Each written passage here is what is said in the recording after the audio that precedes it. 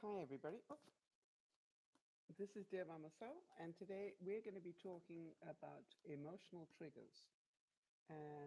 But before we do, we're going to do our usual little chit chat and birthdays and recognizing various things, just so we can give everybody time to get here. we try to be decent like that. All right, so I just need to adjust my screens because unfortunately I can't do that before I actually have signed in. It's something that really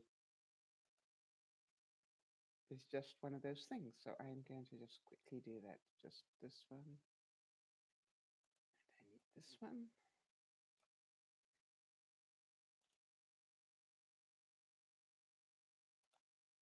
All right. There we go.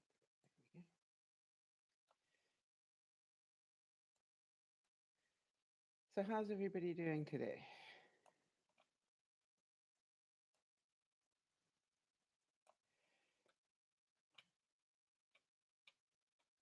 And who have I got in the room? Let me see here.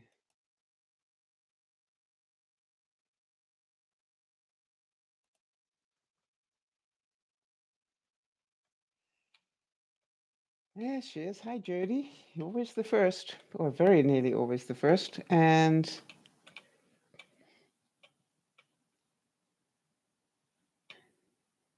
you can barely hear me?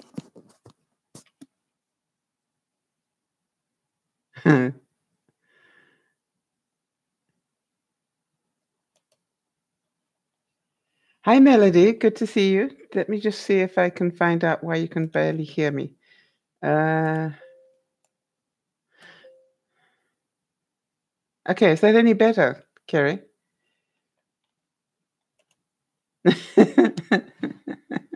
Hi, Nana. Happy anniversary. You hear me, Melody. Well, that's good. As long as you're happy, I'm happy. Big hug to Nana and Rick on their anniversary, and hope you've had a pleasant day.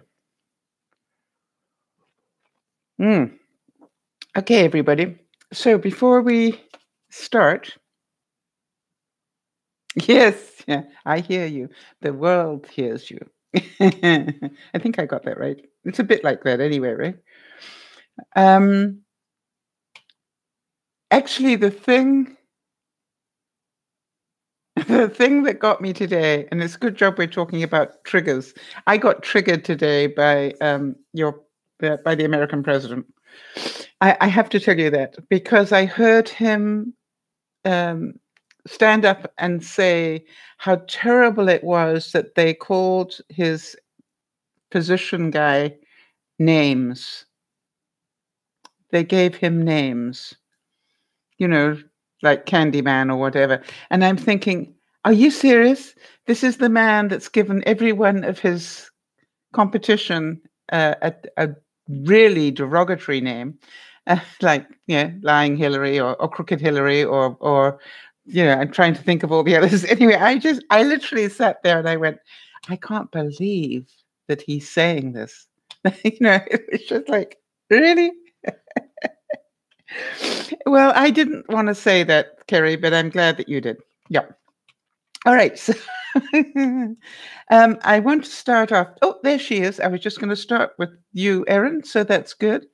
And now, of course, I need the screen I've just closed. So let me just do that. Erin sent me an update and said that I could share it with you. So here we go. This is what she wrote to me. Hi, how are you? How was your week? Okay, here we go with the 2 doctor's appointments I've had this week. Tuesday, I went to my plastic surgeon. This is from Erin, where he decided to cancel my surgery until I'm done with my steroid treatment for my liver, which I kind of knew was going to happen already.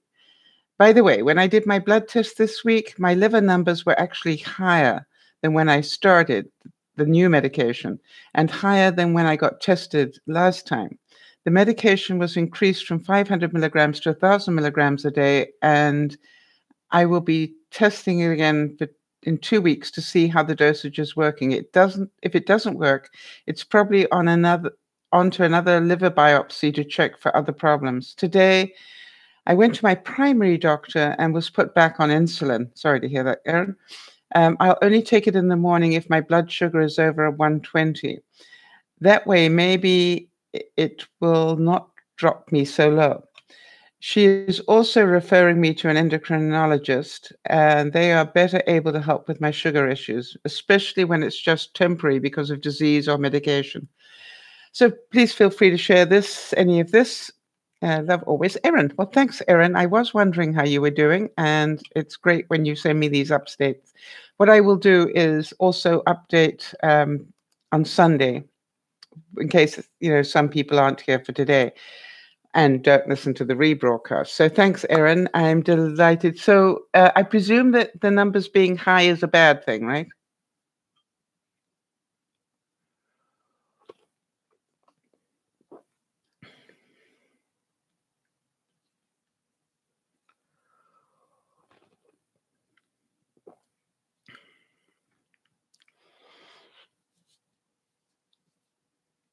Yeah.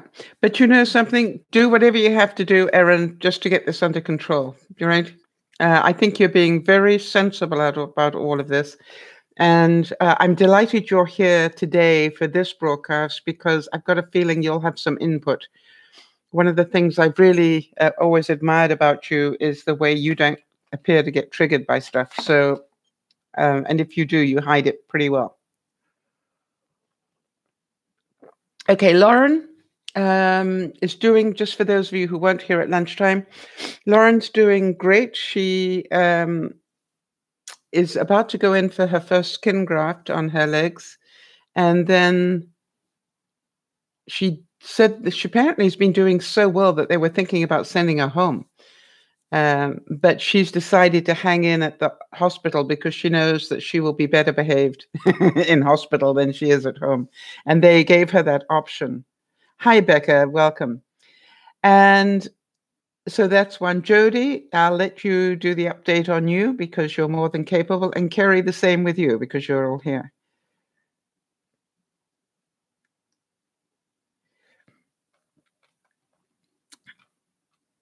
Well, that's great to hear. All right. So, and we wish Nana a happy anniversary, as you've already heard. It's she and Rick. How many years, Nana? And then on Sunday, it is Liz's birthday. Liz, not Les, Liz. And then on the 2nd, it's Mel's birthday. So just telling you who's coming up soon.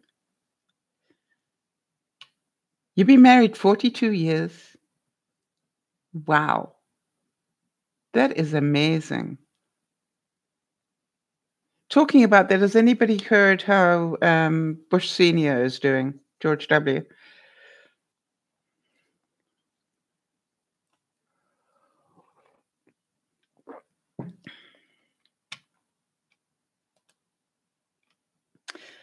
So we wanted to congratulate. Yes, I gathered that. So what caused the pain? I saw that you had a problem with your back.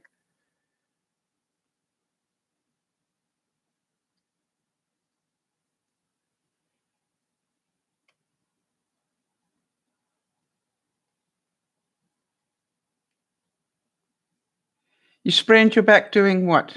Or should we not ask? I'm sorry to hear that. I actually I did something on my neck, Nana, when I was busy with the trailer. I trapped a nerve in somewhere, and it's I still can't bend properly, but I'm getting there.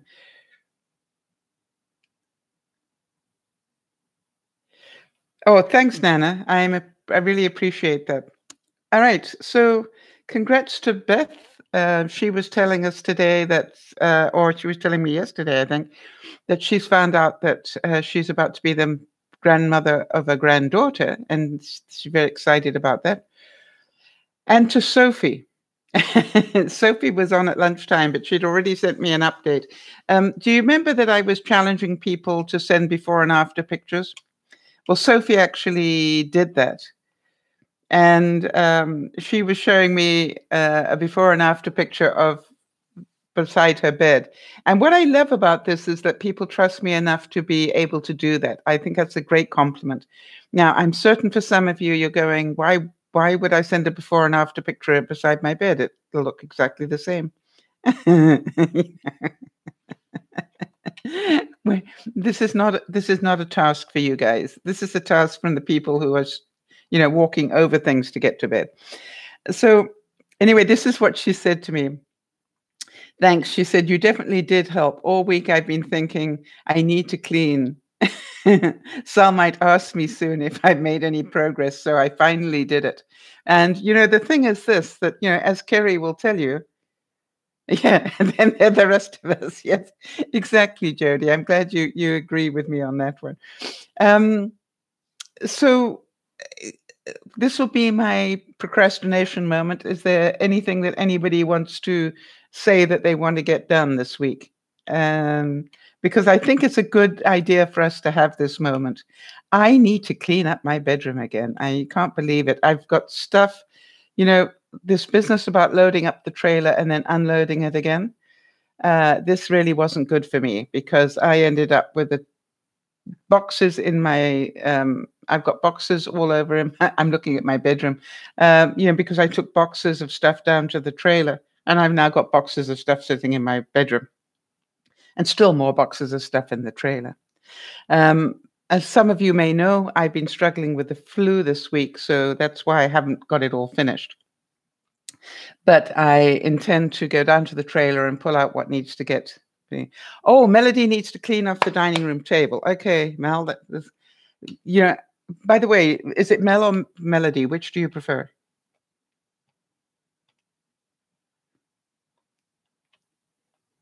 Kerry, congratulations on getting the laundry thing under control. They say if you do it for 21 days, you've got it. No problem. All right, Jody's got paperwork she needs to do. Beth's going to clean the car tomorrow. Okay, and she's going to give us before and after pics. That's awesome. Okay, melody. All right. The melody. All right, like the music. You're scared, but Becca, I'm sorry to hear that. By the way, Becca, because we're talking about emotional triggers, I just want to give you a heads up, and anybody else that is already triggered. Yeah.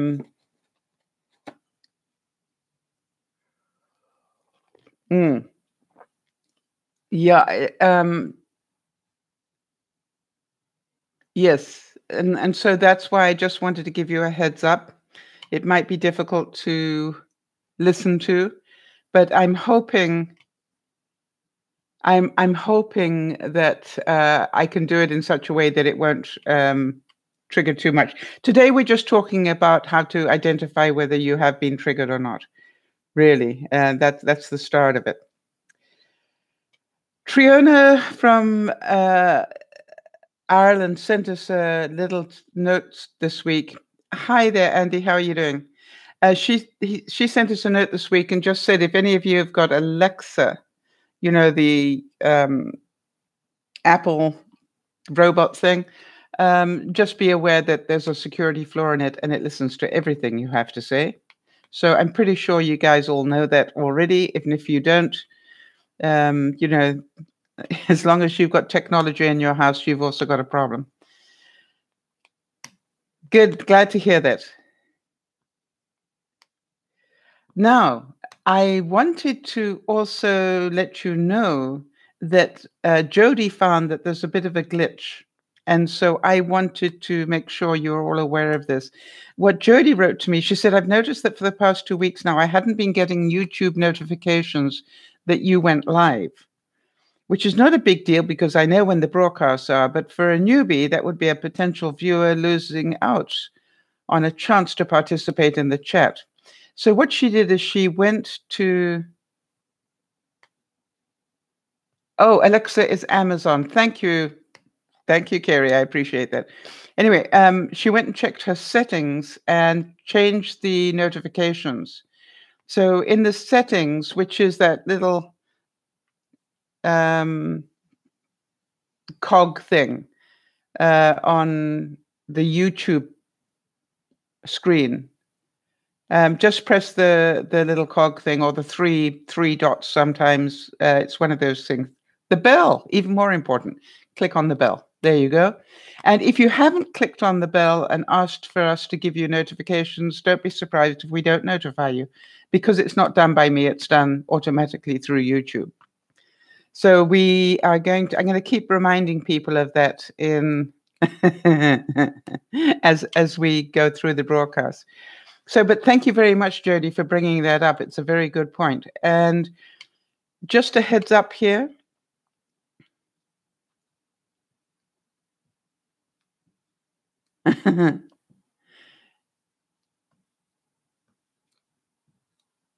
Okay, so Andy, is that a real thing?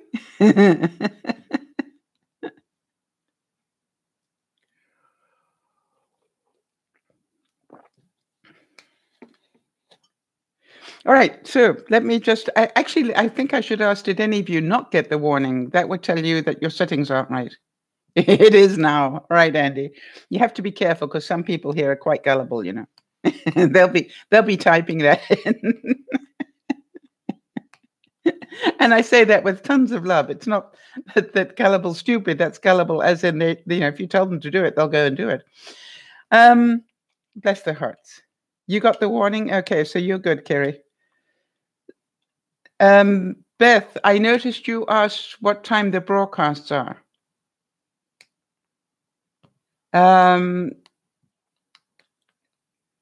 They are exactly the same time 3 times a week. And if ever you want to know,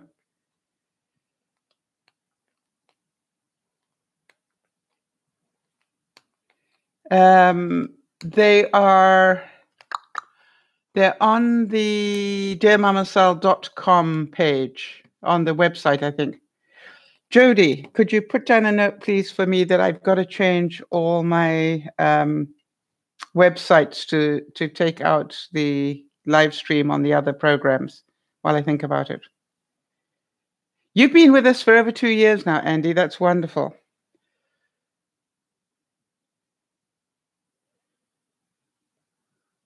All right, super. So just to let you all know, we are going to be asking you a series of questions again. But I do want to put out the warning here. If you find that it's upsetting you, please be aware that you probably are overly overwhelmed. Because and that you should perhaps be talking to your medical professional. And I say that because talking about triggers could trigger people. Does that make sense?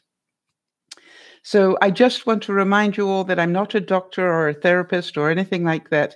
The views you're about to hear are mine from my own experience, and I don't pretend to be any of those things. This is not meant to be a professional bit of help. This is meant to be anything I can do to help you guys understand what's going on for you sometimes. Now then, as we talk about triggers, and we're doing the introduction to them, there will be more on this because it's a big subject. But how many of you think triggers are bad things? Do any of you have any triggers that are good ones? And I say that because people are inclined to think of triggers being a bad thing. But I just wanted to make sure. The topic time is 7:18. No, sorry, 18:59. 19. All right.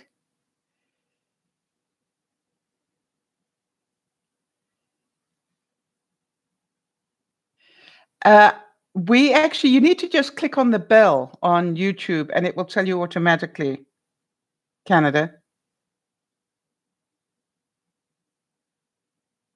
And if you want to be on the list, you need to email me because I have to have it in writing that you wanted to be on the list. Right, Erin, I agree. It's not always a bad thing. A trigger is not always a bad thing. And if you Yes, that's exactly what I was going to mention, Andy. If you hear good music. But that's not the point. You get a good trigger when you achieve your goal for the day. The email is for the Dear Mama Sal mailing list, which will get you special deals and discounts and things. Every month I'll be doing a special something. Ah, there she goes. Thank you very much indeed, Jody. You are such a superstar. So if you want to think about it, how many of you can hear a song from your youth and you automatically can remember where you were and how you felt when you were listening to that song?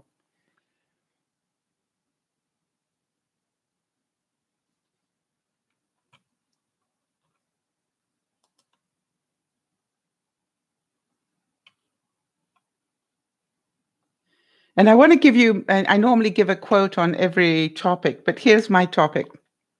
Um, how would you describe a trigger? And my answer to myself was, it feels like somebody turned on a tape in my body. Not just my mind, my whole body responds. Uh, and that's what we're going to be talking about. It's when you sort of have this peculiar feeling in life. So, are any of you aware of having had triggers or still have triggers? I'd also like to say that a lot of things can trigger you that you don't have enough of.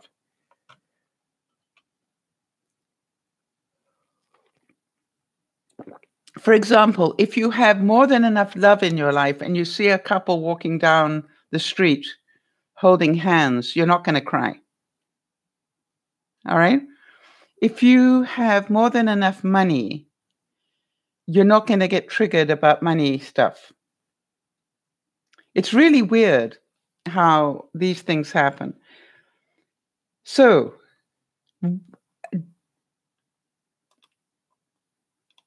all right, so we got some people who can recognize that they've got triggers. That's good. That's a good way to start. So we're going to try and do some work on that. So for those of you who recognize that you do have triggers, do any of you have what I call body language triggers? If somebody looks at you a funny way, or yeah, or their body moves in a certain way, that triggers you. I, for example, suffer from PTSD, and one of the things that sets my trigger going. But then, Becca, if you're going into overwhelm, honey, you probably should not be listening to this. You need to look after you, honey.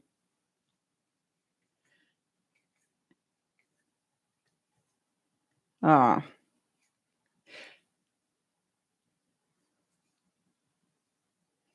Now Erin's saying that she can recognize it sometimes, but not all of the time, because she doesn't realize it until after she's already triggered. I'm going to be talking to that, Erin, because that is my issue as well. I have quite a few triggers that are totally unexpected. And, they come from my subconscious, not my conscious. Yes. Okay. So, Canada, we are going to be talking your language. I was going to tell you that because of something that happened to me in my childhood. Hi, Jonas. Good to see you.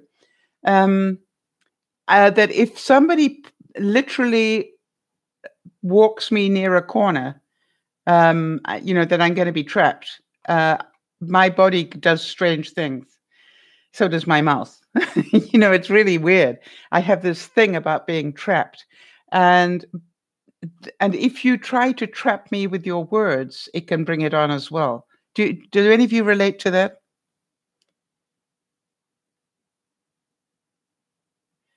Now, because of Nana's recent experience with Rick getting sick while she was not in the house, she's saying that she has triggers about him being sick. But luckily, it's getting less and less every day. Yes, as you get over the shock of that.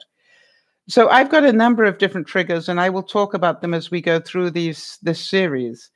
But I just want to make sure that some of you understand that they are body language ones.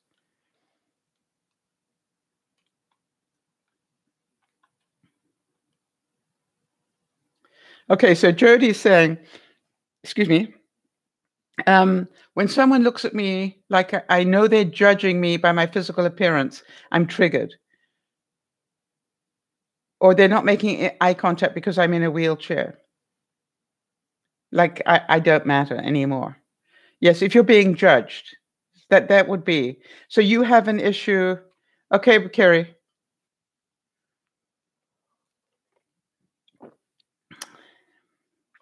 Wow. I've got a feeling she might need more than you, Carrie.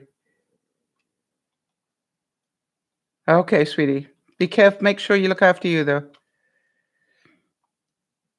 I'm so sorry. Yeah, hugs to Becca. All right. So, do any of you have voice triggers? Do that the way people talk to you, their voice tone can affect you? Oh, I know another body language trigger for me. If somebody wags their finger at me, I'm getting better about that one, but that actually sent me off for a long time.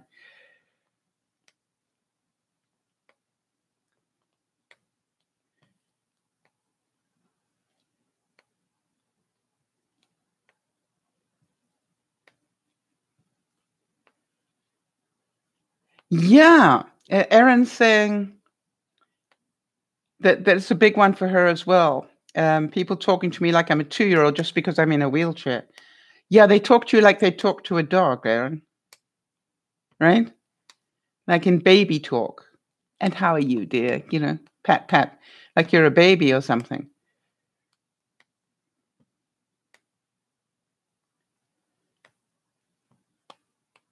No, so now why is that, Nana? Do you know why?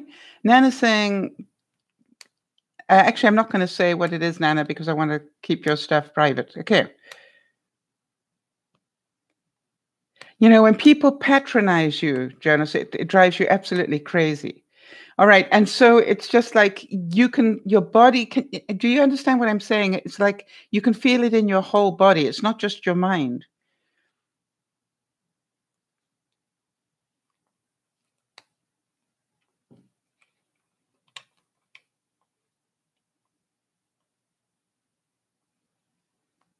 Now then, I know quite a few of you have owned pets in your life.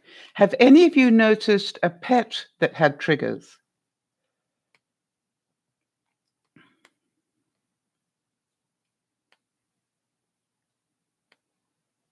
Yeah, Erin's saying that they're quite shocked when she actually talks to them intelligently. Yeah, I think you talking intelligently would shock a lot of people, Erin.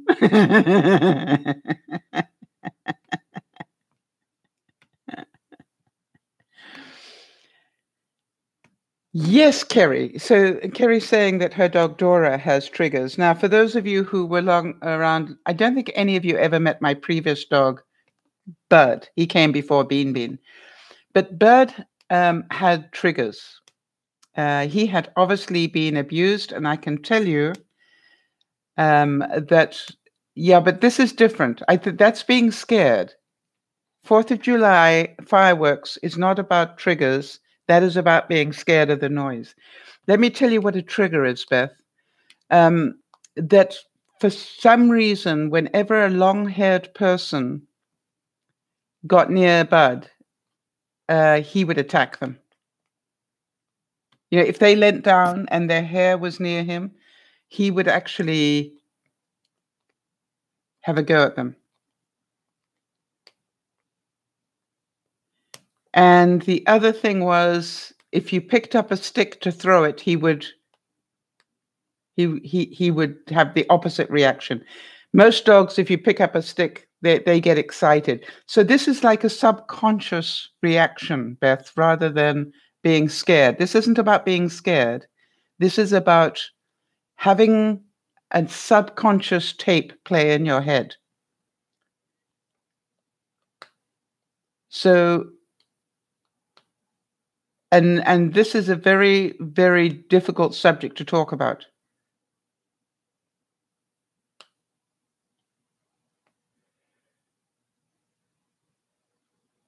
Yes, Erin, I Huh. Okay, I'm going to believe you on that one. I find it difficult that I was shocked that you spoke like an intelligent person. But if you say I was, I'm not going to argue with you. Okay, so all right, Melody, no problem.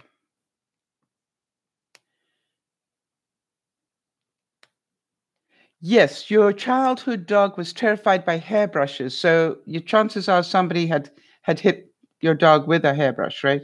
Without a doubt, somebody with long hair had leant over Bud and probably held him and then beaten him with a stick. Yes, Kennedy, you don't need to give details. What I'm saying is, I just want everybody to understand that this is not.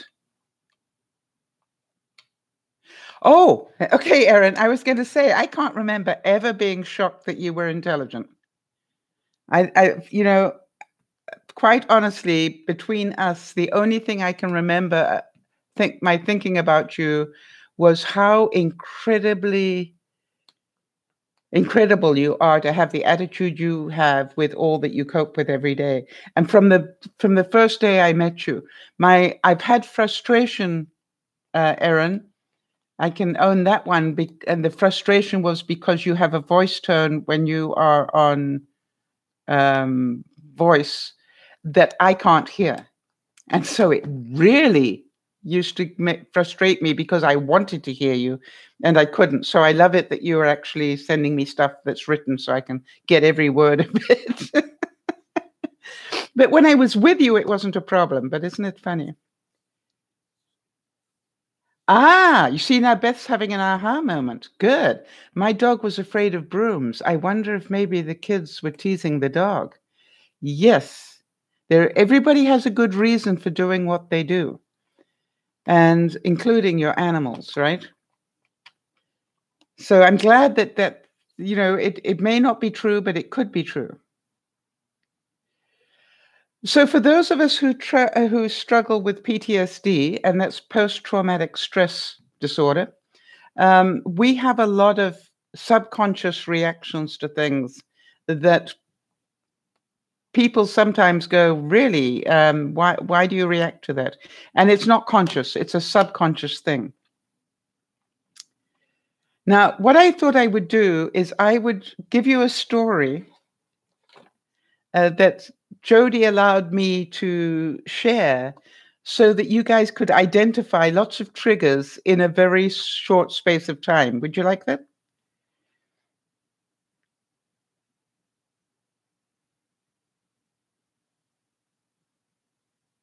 Yeah, Erin. So, we can tell by the body language that something went on in their lives, right? This is about pets again. Yeah, Erin, I totally understand that. All right. So, Jody, I want to really give you a heads up and thank you for letting me share this because when I read it, I'm going trigger, trigger, trigger, trigger, trigger, trigger, trigger, trigger. And I'm going, wow, in this space of time, you managed to get in so many triggers for you. It was amazing.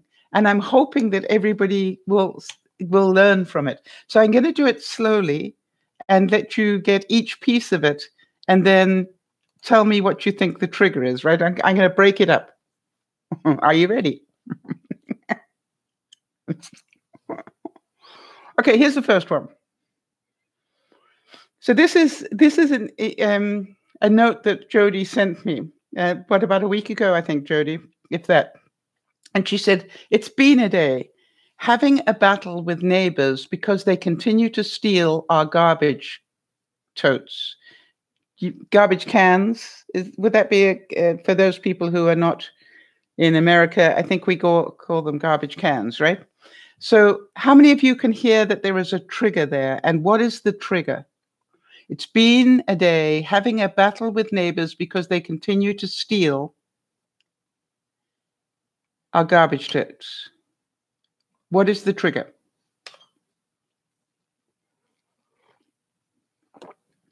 Excuse me, I got a piece of orange stuck.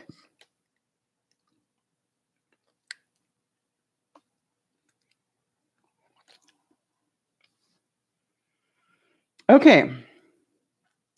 No, okay, so that's interesting. A lack of respect boundary is what Canada hears. The act of stealing. Yes, people are stealing stuff. Now, apparently, stealing is a really big.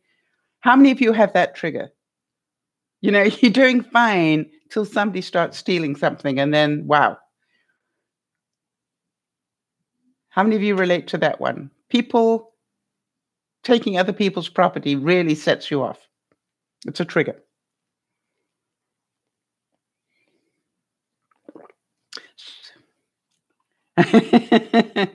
Okay. However, what I also heard was a lack of respect for people's property. And knowing Jody the way that I do, I'm sure that she would tell you that's also a trigger for her. Lack of respect, period, never mind of my property. All right, so well done for those of you who passed that test. Here's the next one. Concentrate and see if you can get this one, all right? The management was here and filled up one of our recycling totes or bins, okay, with garbage to overflowing and then just left it. Anybody hear the trigger there? The management was here and filled one of our recycling totes, we'd call it a bin in Canada, with garbage to overflowing and just left it. I hear 2 in there. Let's see how you do. No, management isn't a trigger. No, I don't think so. Hi, BoobTube. Good to see you.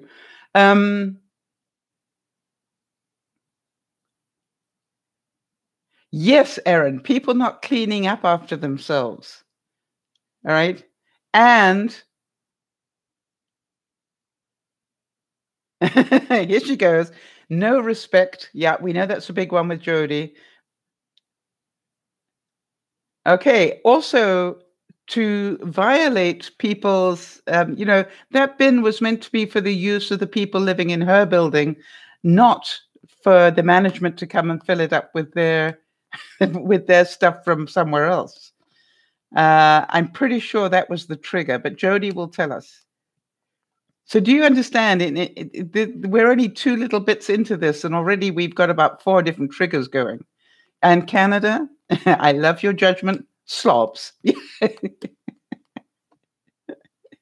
Right, you didn't have anywhere. So that was also, I would like to say, Jody, from what I know about you and this scenario, you understand that justice is in here as well. You know, that Jody has a trigger about justice. All right? It's not fair comes to mind. Unfortunately, life isn't fair, and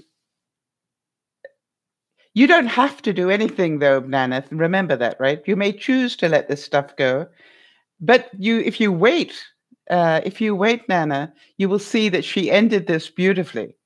So try not to judge it before it's finished, because she actually finished this with a great comment, which I thought was really magical.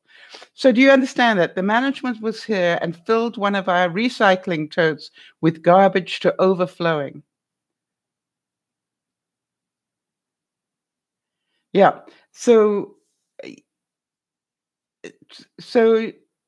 that was the issue, right? If they put some in and there was plenty of room for her to put her stuff in, it wouldn't have been an issue. But the fact that they filled it up to overflowing so that the people in her building couldn't put theirs in, especially hers, that upset her. It would upset any of us. And that is about fairness. That's about justice. So how many of you know that you have triggers around justice?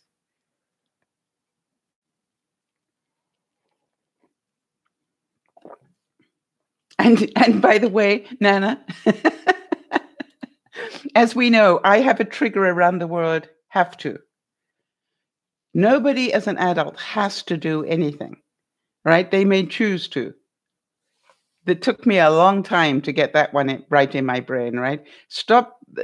What I say to people is, work very hard not to use the word have to, must, should, ought to, any of those words on an adult, because it's a guilt word.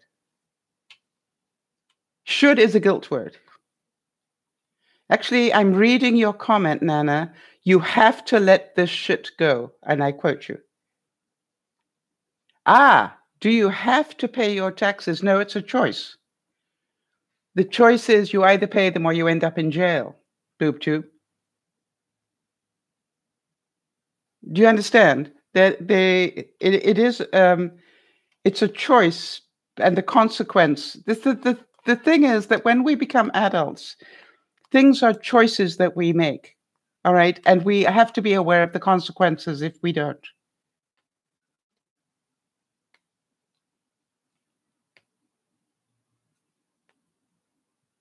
All right, so yeah, we got it in writing, Nana. Yes, that's what I'm saying. Exactly. But it's a choice whether you pay it or not. If you don't pay it, you pay the consequences. And the consequences may be they take your house away. But you don't have to. You can end up in jail if you prefer. Right? I don't have to stop at the stop sign, but the consequences are pretty difficult. You're doing well, people. Let's go on to the next one.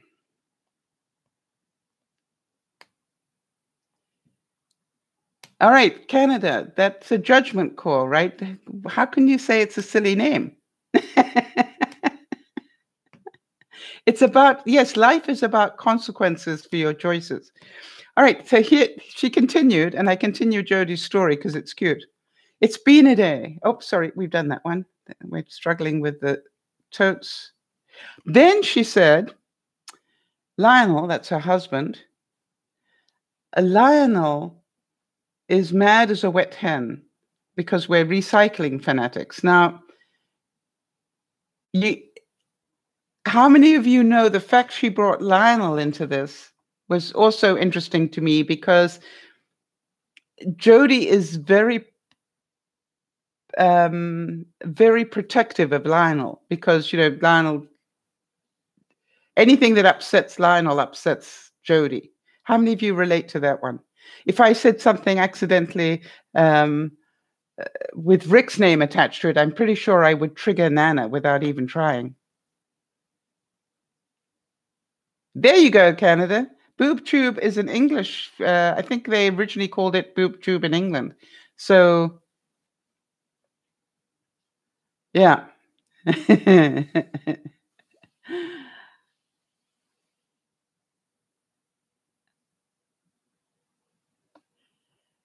So Nana said she doesn't get triggered if it's true. All right, that's good. So, but do you understand that the fact that at this point, that what happened was Lionel was mad as a wet hen, that would automatically be a trigger for Jodie. Do you understand that?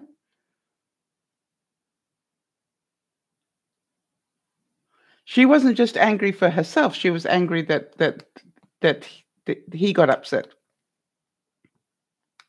Then listen to this one. Let's see if we can work out where the triggers are in this bit.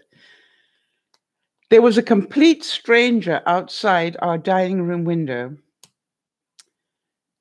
recharging his phone with our electricity.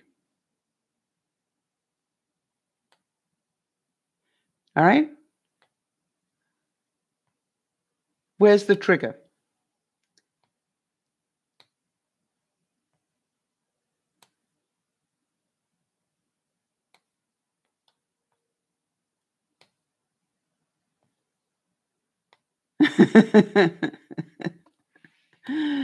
So there's a complete strangers outside stealing again.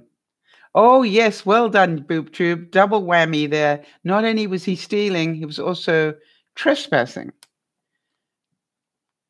Well done. Hi, Sharon. Okay, so that's very good that you can recognize that, right? And how we know that Jodie is not good about people stealing anything, right? Because it's come up twice in a couple of sentences. Are you getting this? All right. Now then. Well done, Jody. Yeah, Jody's actually owning it now. No respect, no boundaries, stealing and trespassing. Like, hello, people. Why would I not get upset? And then, if that wasn't enough for her, to top it off, she says, my mother-in-law called and is having major trouble getting my father-in-law to take his medication.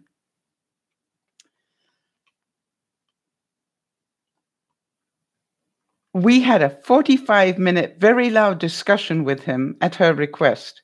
He's stubborn as a mule, and I'm mentally checked out right now. Rant over. Okay, so Jody,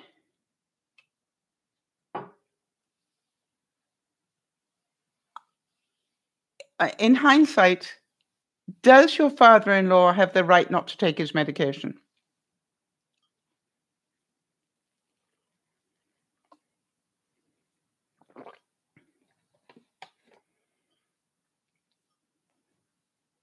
My issue with people,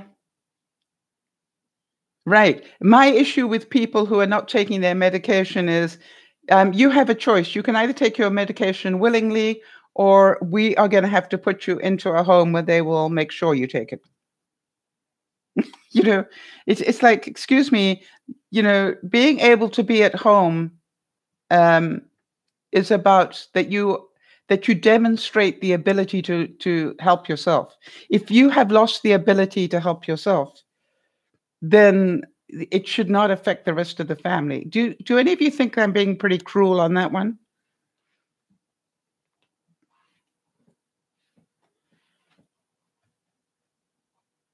If you've got an issue and you need medication, why on earth would you punish the people who love you most by not taking it?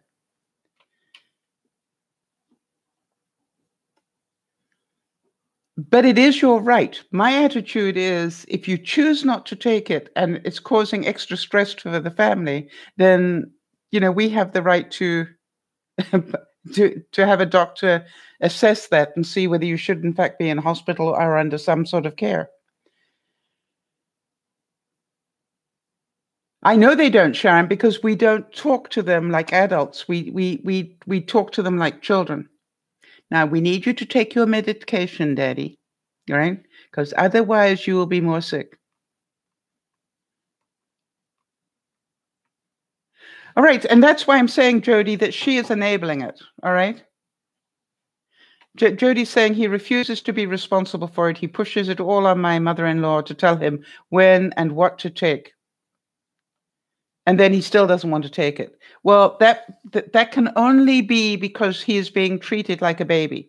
People will react the way that they're being treated.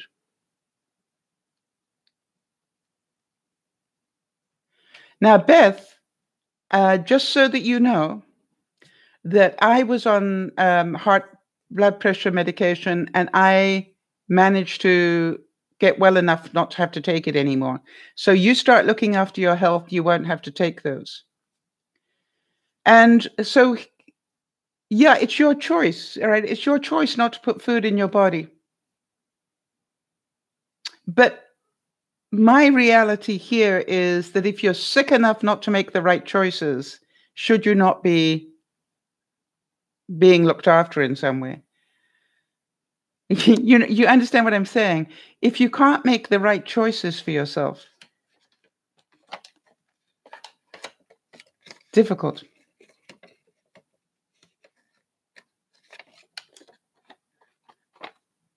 Yes, Jonas, they have the right. Yeah, Jonas is saying here that there's some people who refuse something like cancer treatment. That is their choice, right? I recently refused an internal camera up my body. That's my right. All right. I said no, thank you. Yes, I think that The reason a lot of children react the way they do to adults is because of the way they were treated.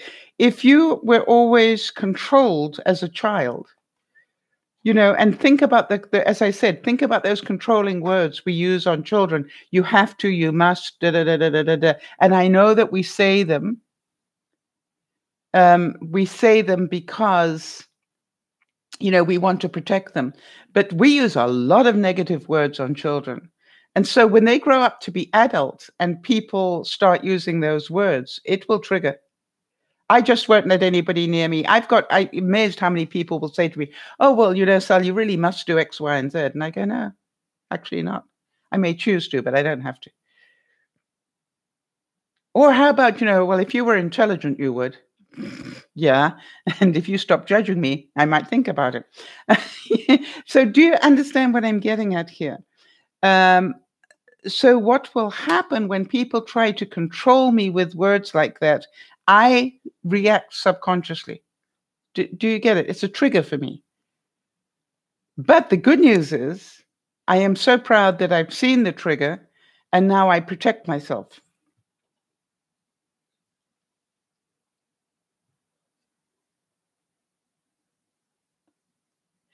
Right. So Kez, hi Kez, welcome. Kez is saying some people don't take their meds because they think they're being nagged to take them. Beth, if you don't like any pills, then why didn't you say no at the beginning? None of us like taking pills, Beth. I don't like taking cholesterol pills, but unless I change my diet sufficiently, I'm going to need to continue to take them. So you can't have it both ways. If you actually don't like taking pills, is it you don't like taking pills or you're too stubborn to take them? All right. To me, it's like, we look at this and it's 2x4 stuff, Beth. So hang in here. It's the same thing. If we eat too many calories or we don't eat enough, do you understand? Those are choices we make. It's not anybody else's fault. So that's a good one. Beth, I'm going to wait for you to tell me that I can repeat that one because that's pretty personal.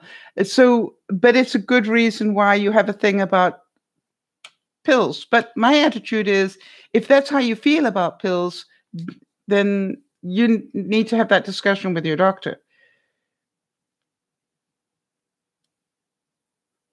Okay, so Beth's saying that she had a mum who attempted suicide 4 times. There were pills all over the house. So pills for her are a trigger. But that's punishing yourself for what your mother did. And Erin is saying she doesn't like taking steroids. They give her migraines and make her nauseous. I'm losing my hair and have really bad joint pain. But without them, I would have died. Way to go, Erin. Yes, for some people, the sound of an ambulance triggers them because of their experiences. Good. You're getting the idea, people. So what I want you to do this week is to be more aware of the things that trigger you. And if you can, start being really conscious of it.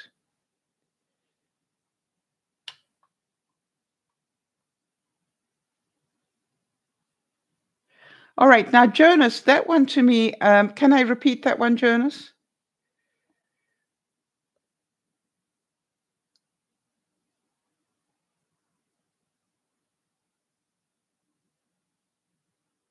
I'm presuming that if you typed it in here and it's a public forum that's going to have a replay on it, that I can. Yep. Okay. But I'd like to just double check. All right. So listen, this is a good point that Jonas brings up. I know people who are transgender or non-binary who get triggered when people assume their gender before asking. Should we start asking what they would like to be addressed before labeling them he or she? Well, let's hear what the people in the group think. I know what my thought is, but let's hear from some people in the group.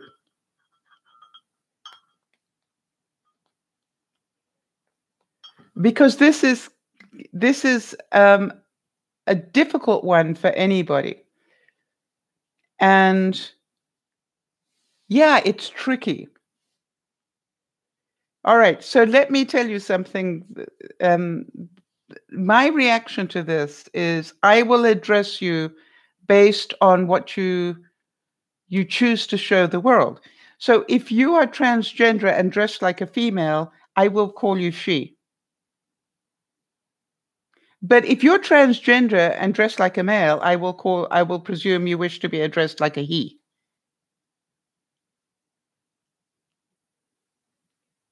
Yes, Boot Pewd, I agree with you, right?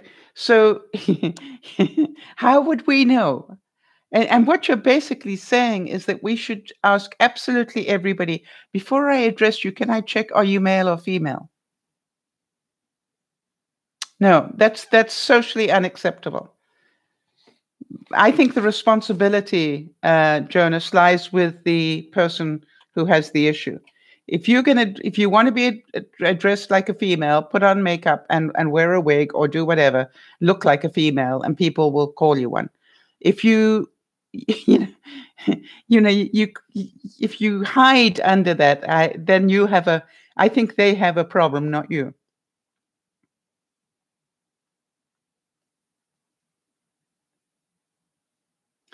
Oh, all right. So that is a difficult one. That all right. So and the conversation continues. Jonas is saying some people would like to be called they them as they don't identify with one particular sex, even though they appear to be male or female.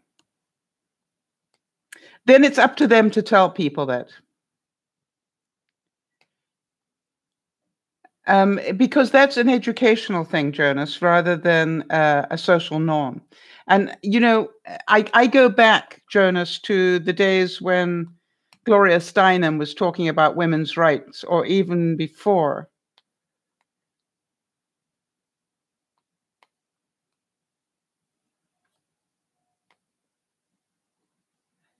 All right. Um, because we had to educate a whole generation about women's lib before it was okay. And we're still doing it, quite honestly. I mean, we spent a lifetime on it and we're still doing it.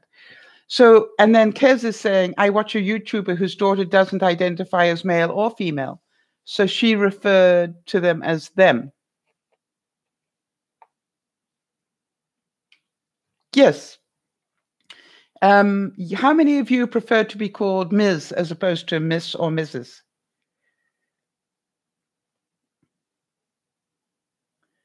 But it took a generation for that to be considered normal.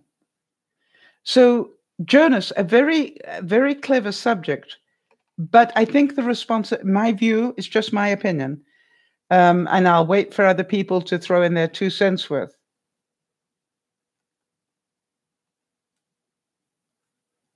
That I do believe that they need to identify that.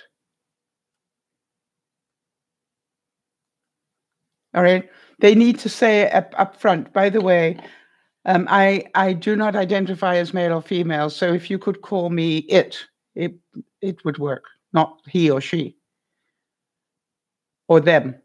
They need to say that up front. Yes, and good, Beth. That's a great answer, right? If once you know it, but you have to know it before you can do that, Beth. That is the point, right? So they're responsible until they've told you. Now, here's the thing, you can tell them and they still won't take a blind bit of notice. Have any of you ever noticed that?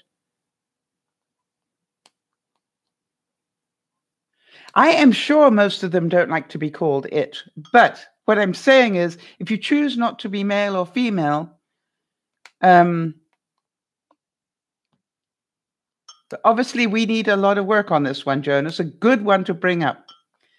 So,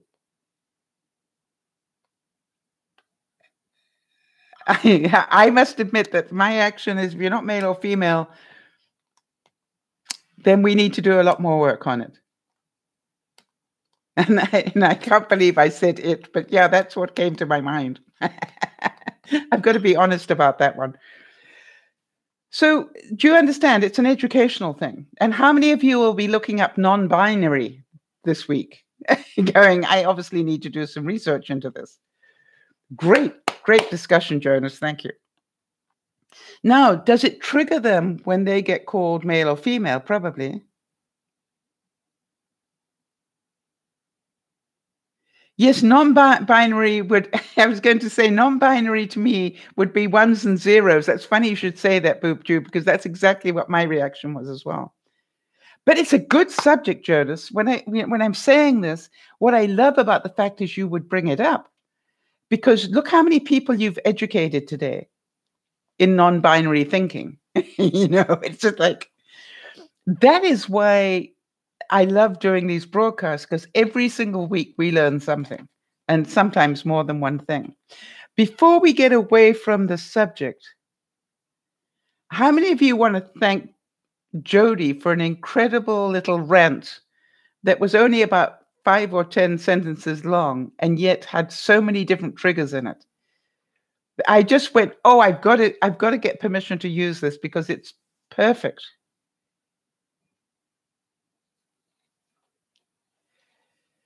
All right, so listen to the statement, Jonas. Yes, because they get triggered because it makes them feel as if they aren't validated as to what they feel inside. No, only they can validate themselves, right? and Poop Tube says, I've been edumacated. I love it. Well, Jonas, you can continue to train us, because apparently there are a lot of us that are interested. Yeah. So, and I did say to Jody, please, can I use this as an example, because there's so many triggers in it. And Jody, did you realize how many triggers there were in there? And that's why when somebody has a rant, you should let people rant when they need to. But listen very carefully, because if you can identify the triggers, do you understand? You will be able to help them. And it's a bit like talking to a child. Don't run with that one. Let me finish the sentence. It's a bit like talking to a child. Have you noticed when you're talking to a child, if you're trying to get to the right information, sometimes it helps to intentionally misunderstand what they're trying to tell you, because they'll go, no, no, no, no, no, and then they'll tell you what it is that they want. How many of you have noticed that with children?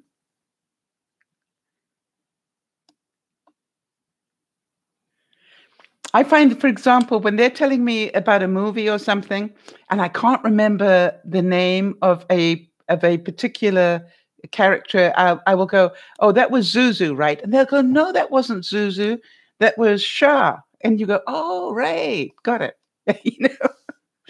And so when you're listening to people rant, okay, do you understand that if you listen actively, I want to tell you something, Jody. When I read this, I'm going, wow, trigger, trigger, trigger, trigger, trigger, trigger, trigger. No wonder you needed to rent. Now, Jody will tell you, how many of you know what December is?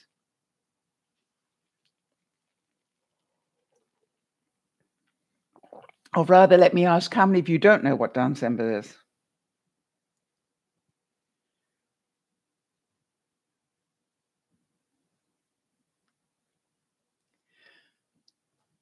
And the reason I want to talk a little bit about December is, for those of you who don't know, I handle a lot of the questions that come into December, right? And December is an incredible charity that I work on, that every year we do a 24-hour live fundraising. No? Hang on, I'm typing it for you. We do a live fundraising online for 24 hours. I don't sleep for 24 hours.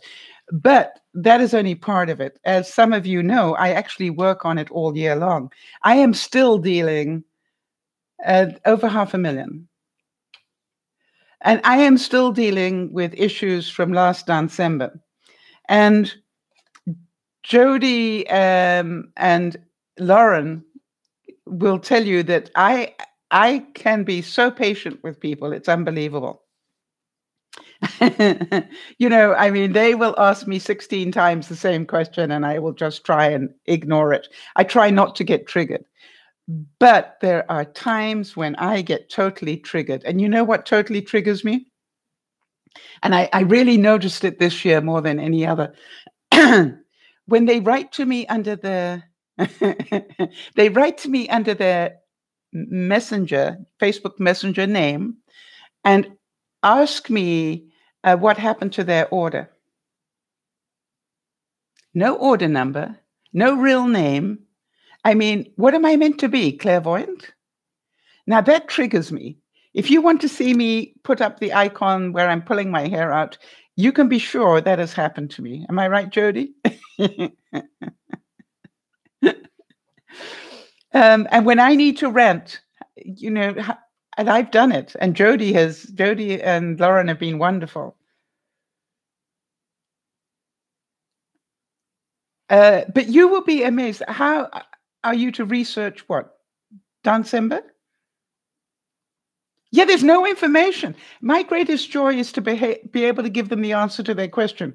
But, could you give me a clue, people? For God's sake, give me the tiniest clue. Like your real name would be nice, or even one half of your real name, like, is your name Frida? Give me something that I can work with here. But I go insane. I'm trying to handle so many different queries at the same time. And then you go, yeah, exactly. They don't give me enough. And then, the other one? The other one is, well, I ordered it last week. Why hasn't it arrived yet? And they live in the Philippines. Like, that's pull my hair out stuff that triggers me. Why does it trigger? Yeah. Hashtag triggered. Because it's like, you can tell, right? What sort of bozo brain believes that we can fulfill an order, pack it, ship it, and it can arrive in the Philippines in a week? There's only one sort of person that can possibly think that. And that person doesn't have a lot of stuff between the two ears, in my view, right? It's like, excuse me? This is not Amazon we're talking about. This is like normal people. But Canada, that is exactly why we do these broadcasts, right? Because if you can see, thank you so much, Jody. Yes. I mean, there have been times when Jody can see sometimes what's going on on the street team page, which is what I control. And even she will write to me and go, why aren't you going insane? Because I don't get one or two questions. I can be getting 30 questions an hour when we're actually doing the stuff full time. It is really hysterical. And I stay up all night, just trying to answer questions for people. And I'm still doing it now. It's April, people, and I'm still answering questions. And I don't really mind, it's what I do and I do it fairly well. But could you help me help you, please? So how many of you relate to 22?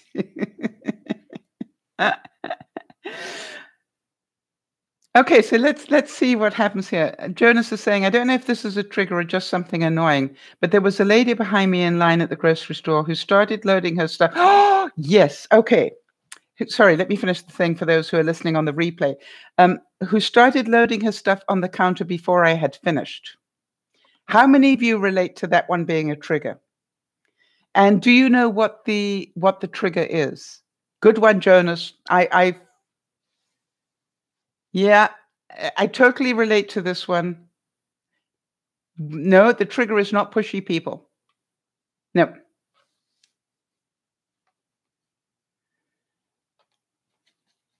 Rude people? No. No respect. I think you'll find that the correct trigger here is your personal space. No boundaries, right? We all have personal space. So the person is invading, you haven't finished, it's your time with the teller, with the checkout person, right? This is your time. When you have got your receipt in your hand, it's no longer your time. Do you all agree? So what would you do? Yes, it is a trigger because it takes you from being a really nice person to somebody who's about to kill somebody. Not literally, but you know what I mean. So good, Canada, that you can see that being rushed is a trigger for you. Good. So here's my question. When did that start? Do you know? And this is the next step, but that's what we're going to be working on a bit more next time I do. By the way, how many of you are finding this helpful?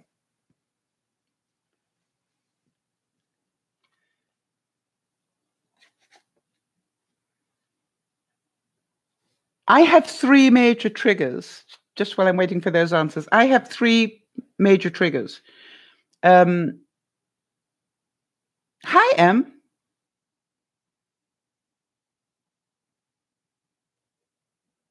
All right. And for me, justice is one of them.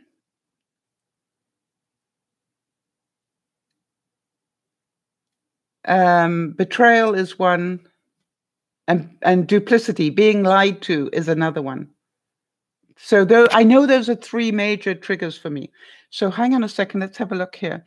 Yeah, my mom panics and stresses out, gets angry when she's rushed, and it made me feel stressed. Yes, so monkey see, monkey do, Canada. Does that make sense? If you lived that, it's the same way as if you were abused as a child. And you don't stop the cycle, you are, because you're monkey see, monkey do, you are likely to abuse animals or people as well. Makes sense. If you lived up with somebody who couldn't handle stress well, what they taught you was how not to handle stress well. Yes, Jody. Jody, I can almost see Jody, just the look on her face. We wait patiently for our turn and expect the common courtesy of that same respect. But Jody, they weren't brought up the way that you were.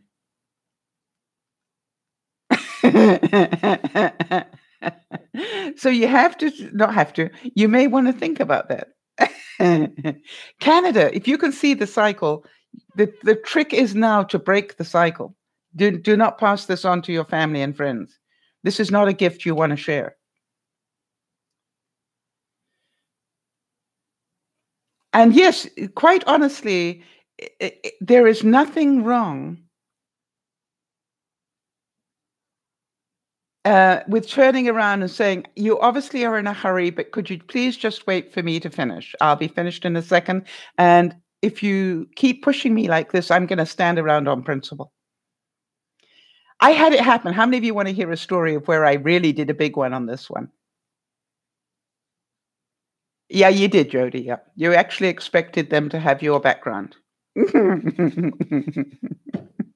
All right, now, guys, do not do this. I'm not saying that you should do this. Are we clear on that?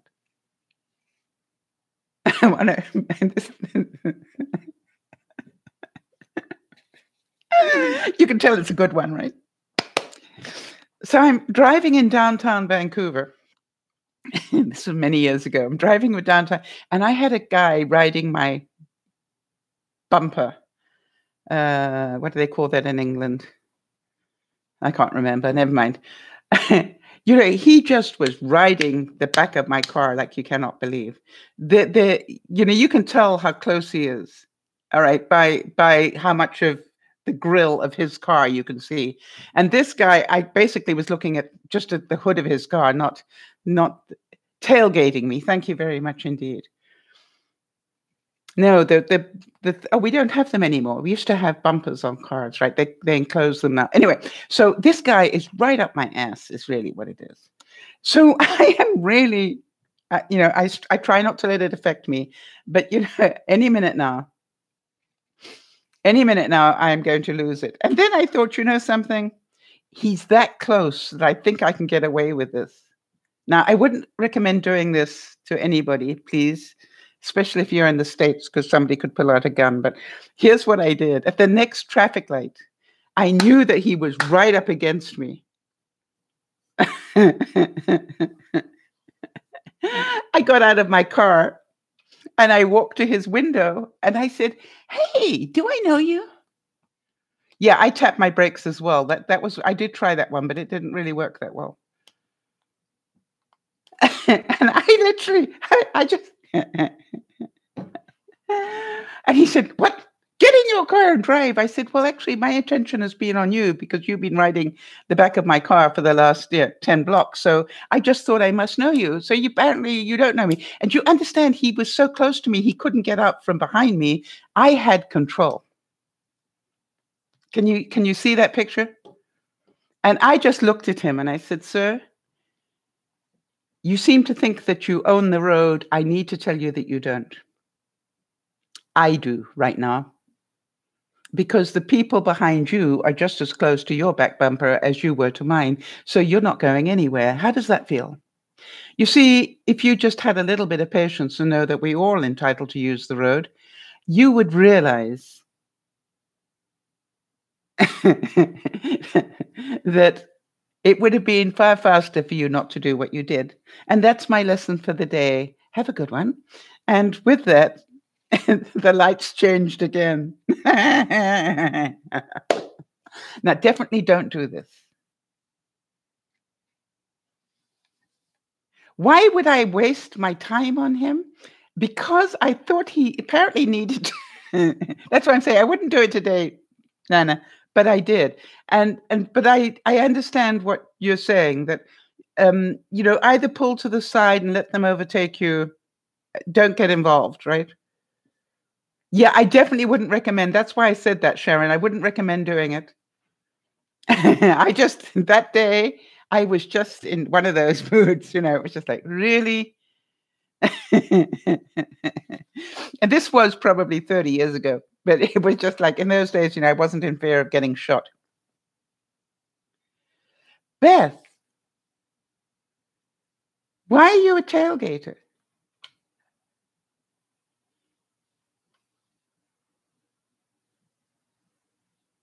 No, and you know something, today I wouldn't do it, Jonas, but I just had to tell you the story because I wanted you all to get that mental picture. Yes, why are you always in a hurry? Because you leave late?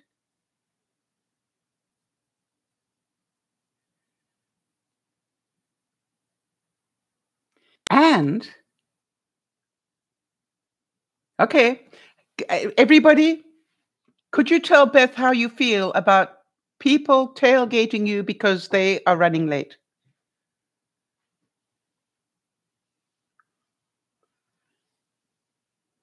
I want you to know how the rest of the world feels about that. You see, when you're punishing me because you can't keep track of time, I don't think that's fair, Beth. You're being rude to me because you couldn't control your time. Does that make sense? You're right. It's not my fault that you're late.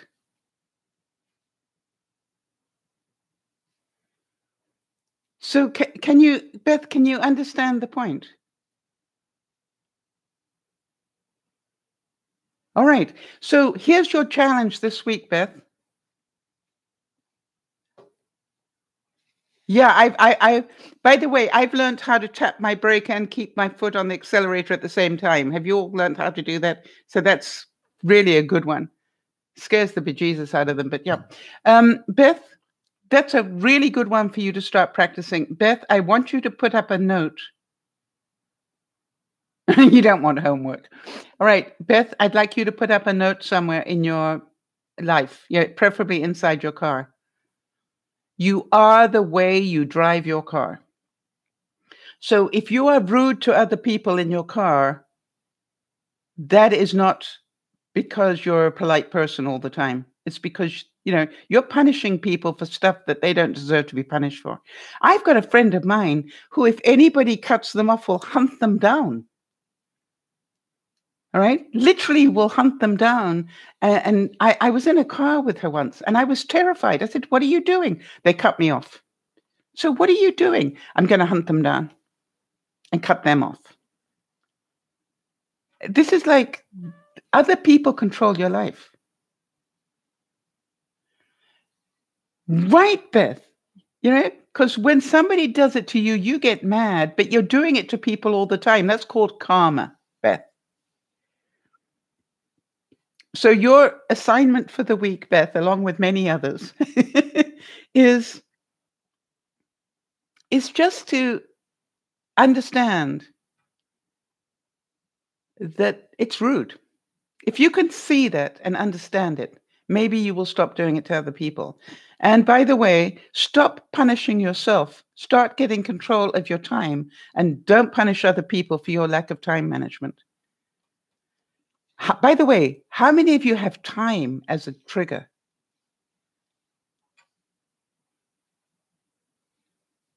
People's disrespect of time is a trigger for you.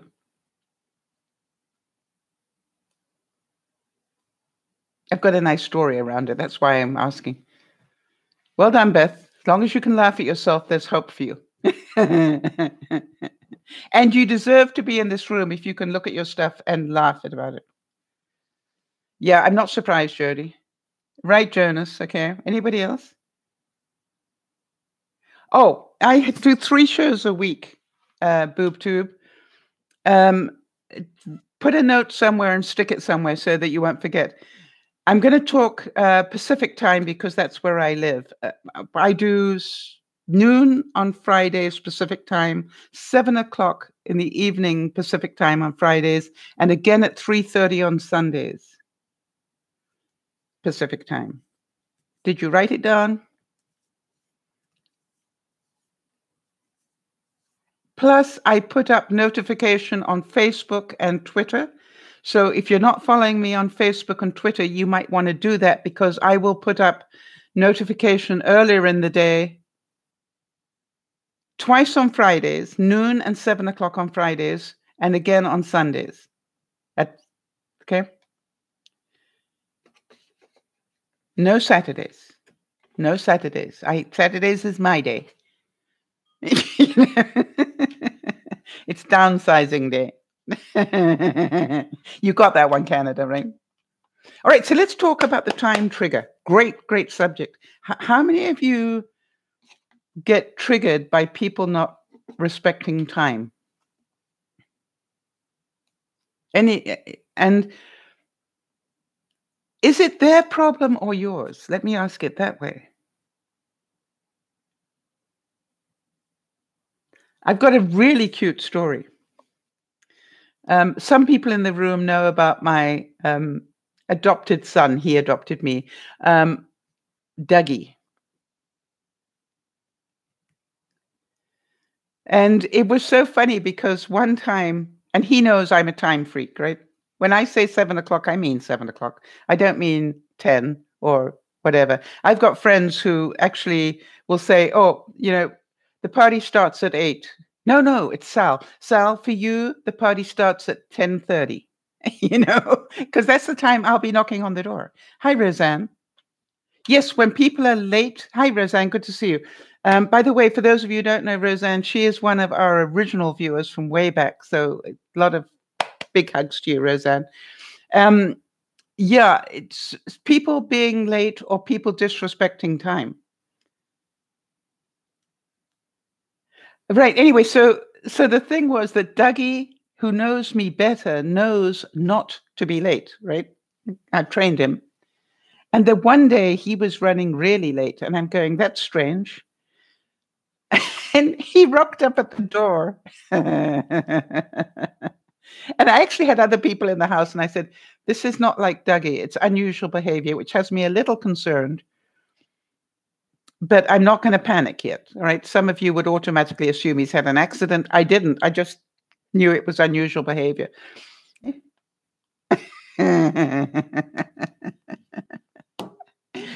He walked through the door with an orchid and said, "I knew I was running late. I knew it would be driving you insane, and I knew I'd be in trouble. So I decided as I'm late already, I'll stop at the store and buy an orchid. That should help. So you understand that we teach people how to treat us.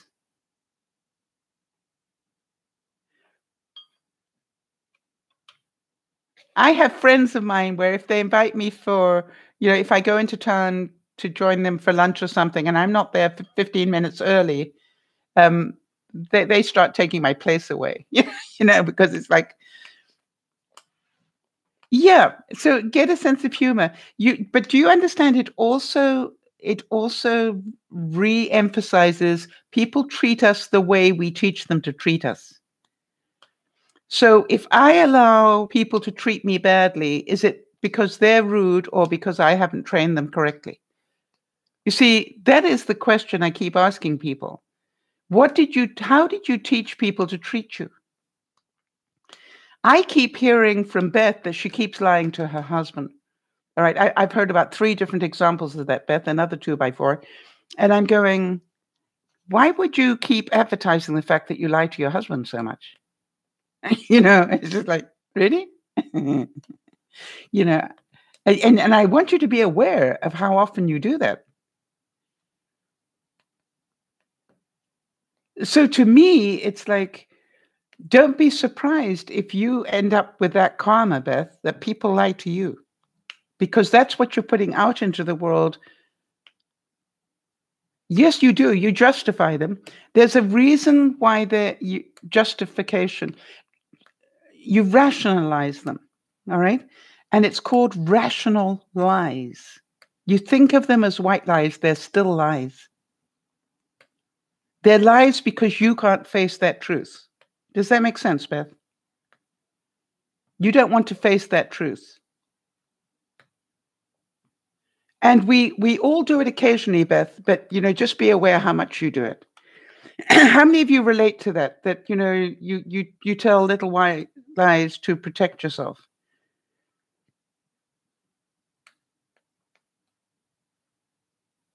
Yes, Kez. But you're causing yourself issues, Beth. That's what I want you to start seeing. You see, the fact that you live this life of always in a hurry, always drama, right? Always in a hurry, never on time, not eating properly, lying to people, da da da da. Those are all part of the problem. So if you would like to have a more simple life, there is a way. There is a way. I just want to give you hope. Then a big hug, because there is a way. You just need to start being responsible. And once you can do that, you will live a much happier life. Oh, I want to tell you something, Beth. I relate to what you're going through. I really do. I need you to know that. And I hope that you can look at us and maybe me and go, wow, maybe I can change, because I learned to change. This drama in my life that I used to create just wasn't good for me. I spent too much of my life in roller coaster emotions and all sorts of things. And I learned that I don't want it in my life anymore. How many of you watched what happened to me after a day of packing up the trailer and getting everything ready? And at the very last minute, when I went to go and connect up the car to the trailer, I hit a major problem. And how many of you noticed how calmly I dealt with it? And by the way, it wasn't just for the video.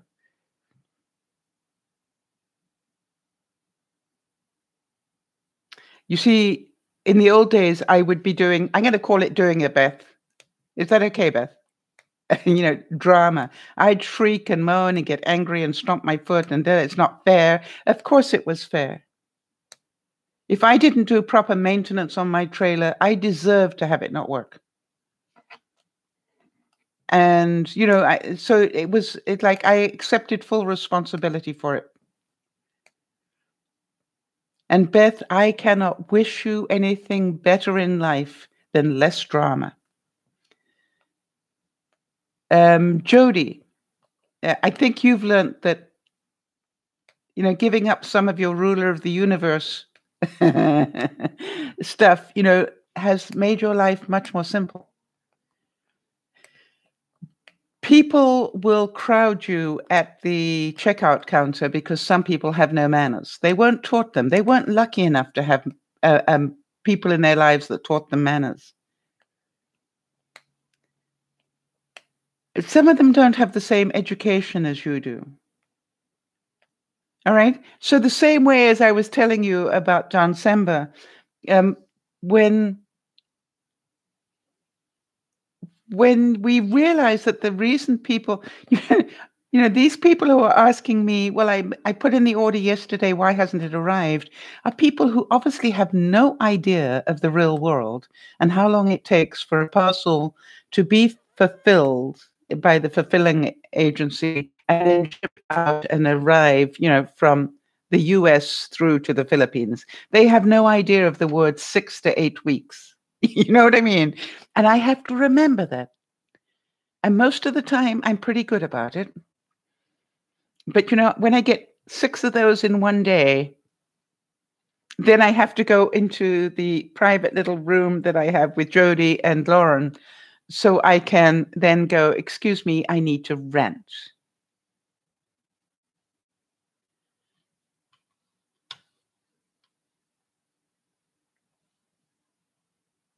Right? And they help me keep sane because I assure you that there are days when I really think I'm going to totally lose it. And my biggest fear is one day I will actually tell them what I think. But I've been pretty good about not doing that. Actually, there was one person this year that I decided to educate because I said, have you ever heard of the word 6 to 8 weeks delivery? And do you know why they say that?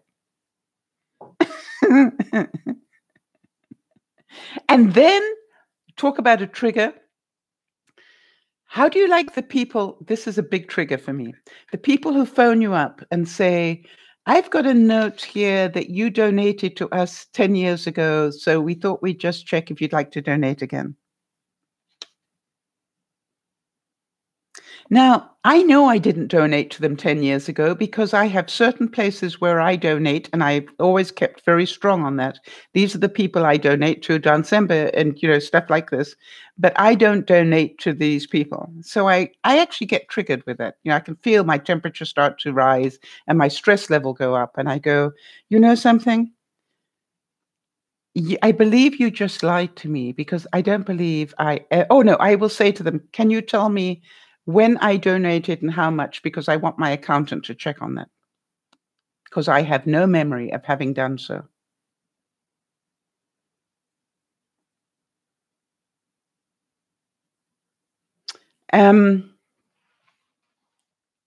And what I also tell them, I just want to tell you that in doing this and lying to me like this, that you have just stopped me having any wish to even listen to you anymore. Never mind, donate. Lying does not get you the right result.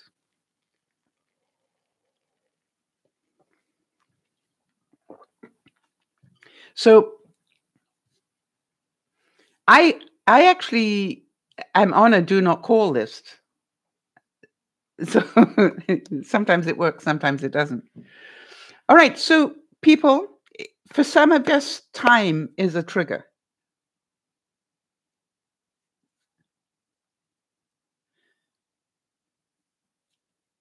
For others, bad manners is a trigger. All right, give me some other ones. Things that happen to you that trigger you. You're in a really good mood until this happens, and then that triggers you. Let's hear a few other ones. For me, injustice is a trigger. If I see somebody treating somebody badly, that is a trigger for me.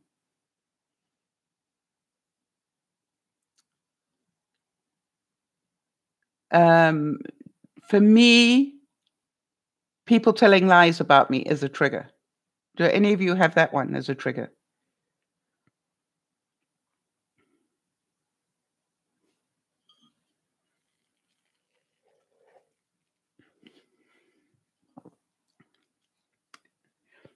Well,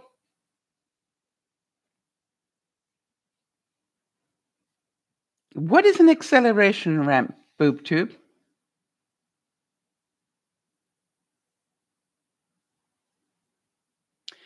Toxic people trigger you. Yep. You know something? That means they have control.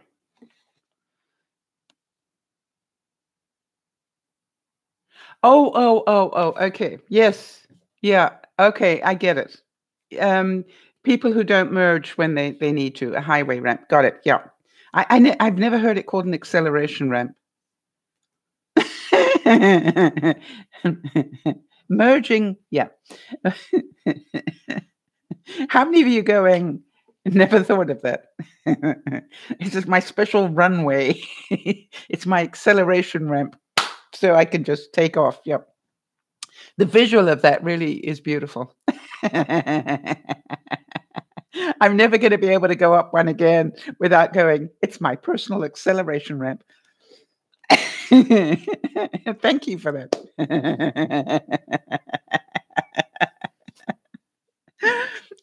Who taught you that it was called that?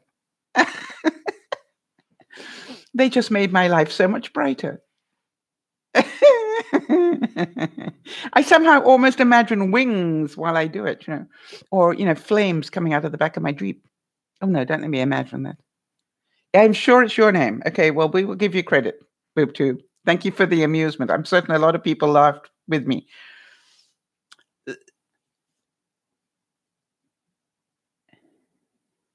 All right, so Kez, you get triggered by people who ask for money, but you know they're going to spend it on alcohol. How do you know?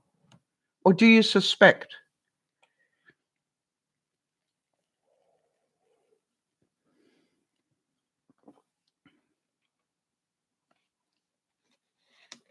No, Kez, I don't know why you removed it because it's a good question. It's a good statement. I'm certain you're not the only one that feels like that. But my question is, how do you know that they're going to spend it on that? Because I always have that fear, but I don't know it. So I have a way of dealing with that, Kez, if you'd like to know what my answer is. Does that trigger anybody else when people panhandle you?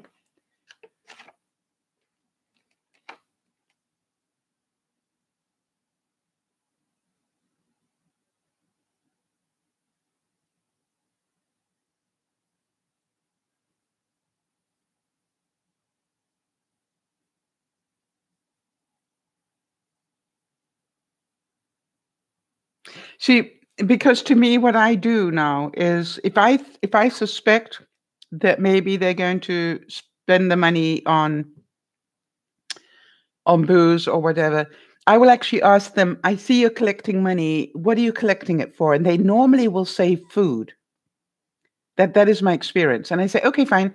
And then I will go to the local store or the local fast food place or whatever I feel like, and I will get a gift certificate. If they really look like they could do with a meal, and I will get a gift certificate, or I will buy some food and take it back and give them some food. You see, I think it goes back to what is our intent. Is your intent to help this person who is homeless? And if it is, then you have a way of doing it. It might take a little bit of extra time, but you do have a way of doing it and making sure it's not spent on alcohol. How many of you have another way, just so that we can cover this one off? But my concern is to presume they're going to spend it on alcohol is perhaps incorrect. They have beer in a shopping bag is a pretty good giveaway.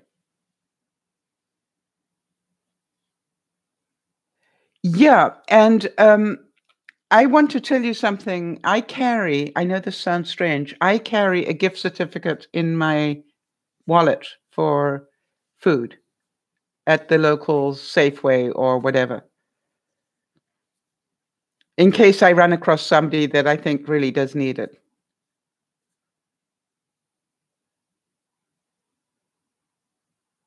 And or if I come across somebody, for example, that I know that, suddenly lost their job or whatever, Um, I've already got one in my purse. I'm just checking now whether it's still there. Did I give the last one away? But it's not a bad idea to have a 50 buck or 20 buck or anything gift certificate in your um, purse. Um, it- the other thing is maybe have a Walmart gift card in your purse for that reason. All right. So don't give them money, give them a Walmart gift card.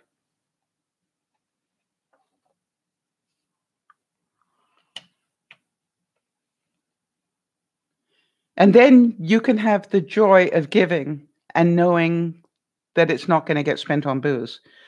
My Walmart doesn't sell booze. Does yours? I hope not. And make sure it's for a store that doesn't sell booze. My local one store that I shop at actually sells booze today, so I wouldn't have it for there.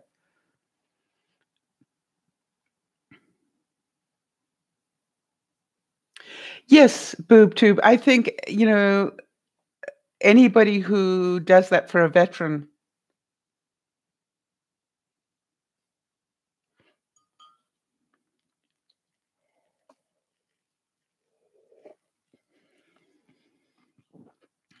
That's a good point. Jonas is saying, for those of you listening on the rebroadcast, Jonas is saying that some people will buy mouthwash. Kez, this is a very good question that we were talking about at lunchtime today. What do you do with a person who regularly asks for money? Stop giving it to them. Somebody in this room just recently, I think somebody in this room, oh, excuse me. It's the latte foam. So good. I have just realized what I was doing online. Sorry about that. Yes, you are enabling them. They keep coming back to you for money because there is a chance you will give it to them. Once they know you're not going to give it anymore, they will stop asking you.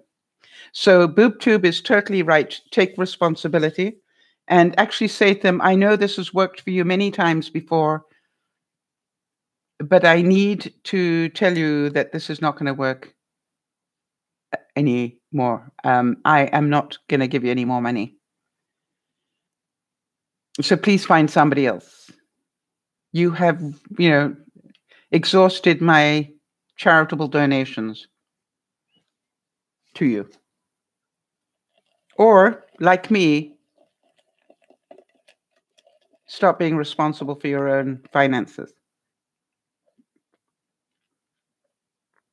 Now, Erin is saying her daddy, Mark, won't give money to a homeless person. He'll take them to a store and tell them to pick out something they want. Exactly, Erin. That's what I'm saying. There are ways of doing it.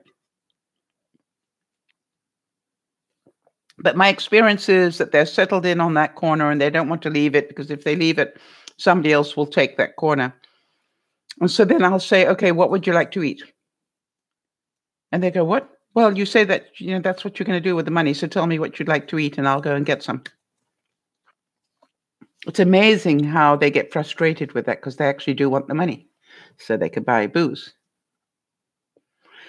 So this thing, how the person who regularly, hi Kerry, and Kerry, I'm sure you need a hug, so I'm going to give you one.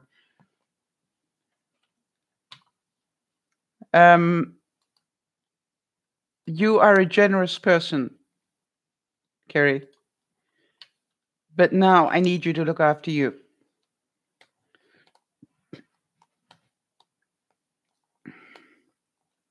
Because I am sure that wasn't an easy conversation.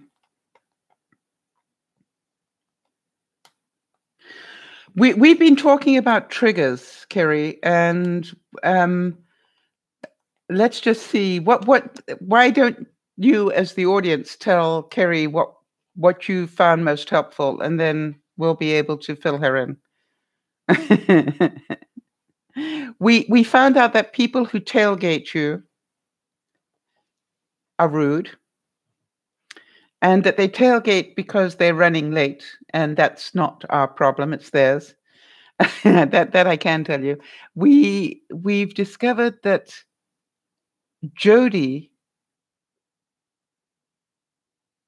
you got triggered tonight, Kerry.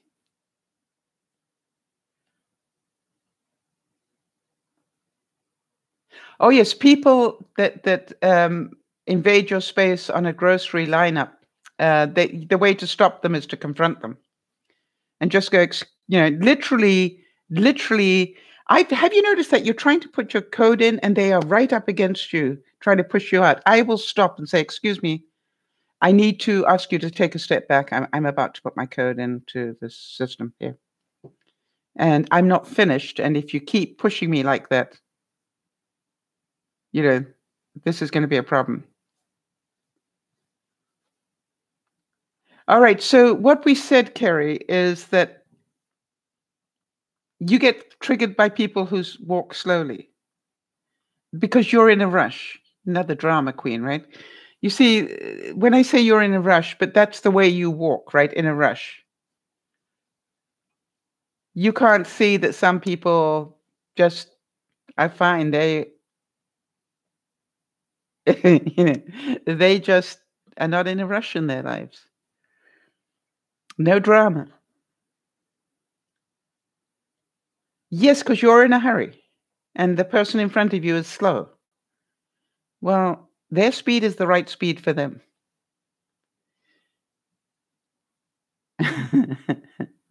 And if you continue to let those people upset you and trigger you, Carrie, your life will always be dramatic. And we really had to give a big round of applause to Beth because she owned a lot of stuff tonight. And I just want to tell you, Beth, when you can look at this stuff and laugh at it, you're doing a great job. And it's not going to be easy to fix it, Beth. I just want to warn you about that from my experience. But owning it is a really good place to start. So I'm very, very proud of you. And I just want to say, Jody, how far did you get, Kerry? Were we doing Jody's incredible note to me?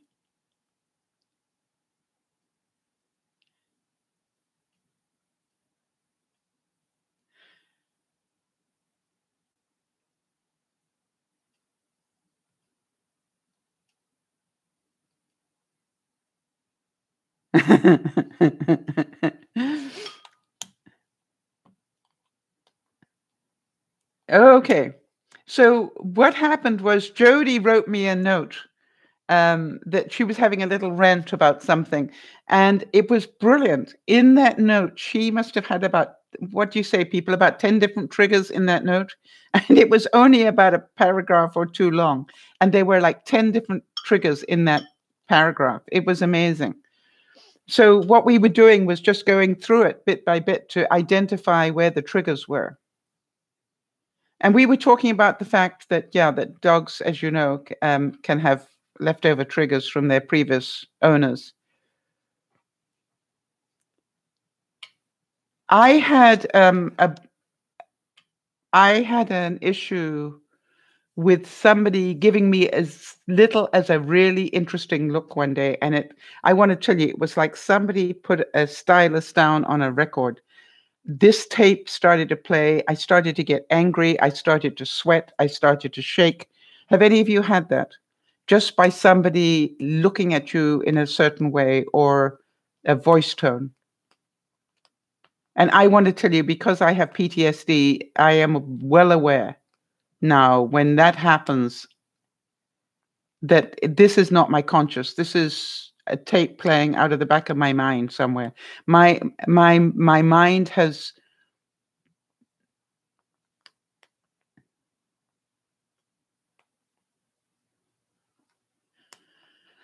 Okay, so yes, that's so right. So Kerry, do you understand why you got upset?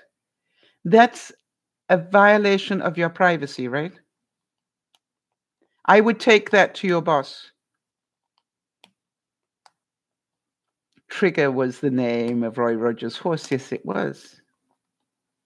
All right, so that is a violation of your privacy. But here is the thing: is Facebook private? No. But he crept. He creeped you. I think that's the expression, right? Not crept. He's So whoever this was hunted you down and then sent you a message. Presumably you banned this person or blocked them or whatever it is that you do. Oh, Beth, just wanted to let you know. Beth, twice a week, in case you're interested, twice a week, I cut up 4 oranges, 4 apples, and a piece of lemon, just a slice of lemon, and I blend them. And then what I do is I just put some cold water with it and drink it like that. And it's really a great way to take in fruits.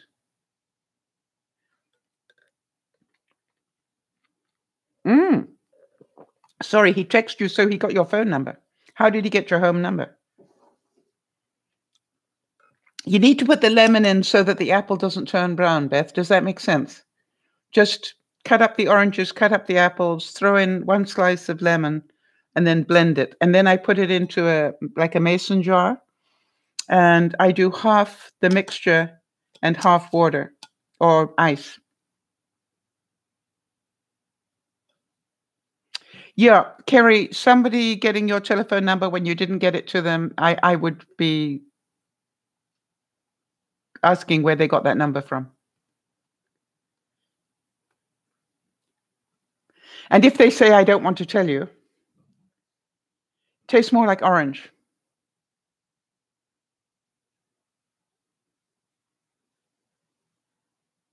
But what I like about it is that, the lemon, you really don't taste the lemon, but the lemon stops the apple turning brown. All right. So this is like a couple of days old and it's still orange and lots of fiber.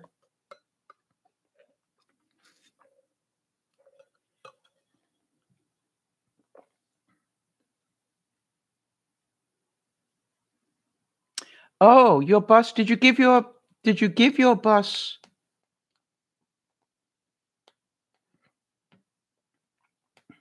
permission to do that?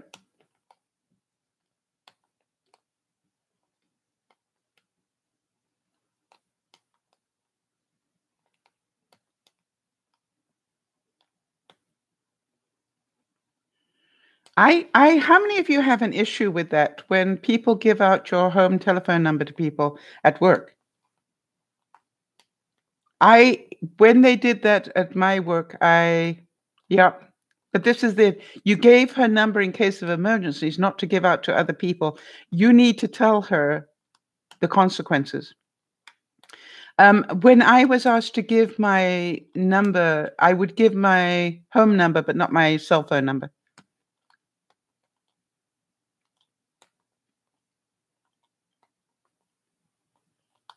Yes, and you need to make it quite clear. In fact, I would write a note, I'd write an official email to your company. So you got it in writing. I'm writing this email so I can make sure that we have this on record, that I prefer not to have my personal number given out to anybody without my permission.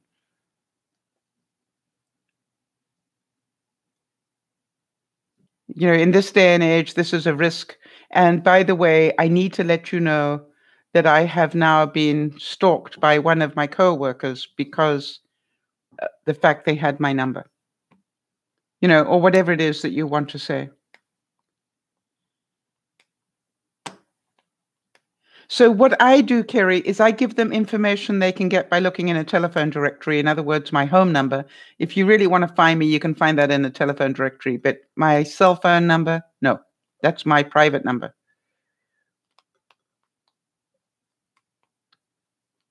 Except for people I choose to share it with.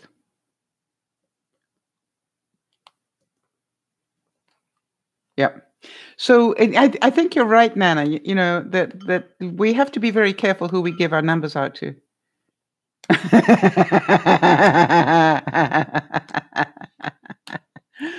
Yeah. So I'm hoping that this has helped some of you realize that we all get triggered. And we get triggered for different reasons. For those of us who have good manners, we will get triggered when people are rude. For those of us who were taught to respect other people's property, we will get triggered when people steal. when we were taught to share, we will get triggered when people don't share. But the problem is that we have to not have to, but we may choose to understand that not everybody had the upbringing that we did. Not everybody was lucky enough to get your education. Not everybody was lucky enough to understand these things.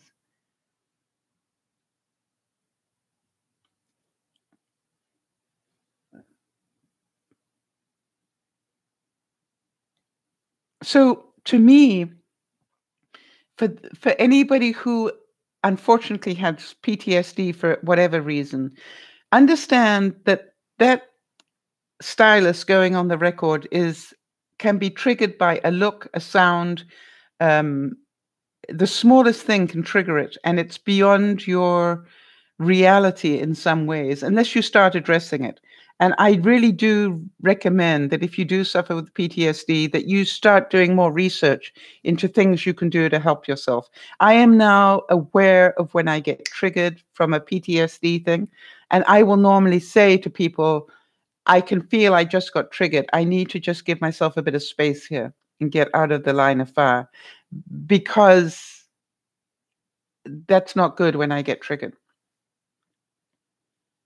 I'm not gonna be talking normally. Yes, Kerry, but you also have done a great deal of work around it as well, and I admire you for that.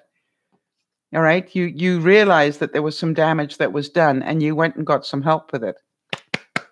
That's adult thinking, not childish thinking. Childish thinking is to think that you're gonna get over it, by yourself without any help. And if you've got to that stage of your life and you've done nothing about it, then what makes you think, "Oh, right, a lot of damage got done." Yes. Canada, yes, you got triggered today. So by by the broadcast, or you're just aware now that you got triggered today?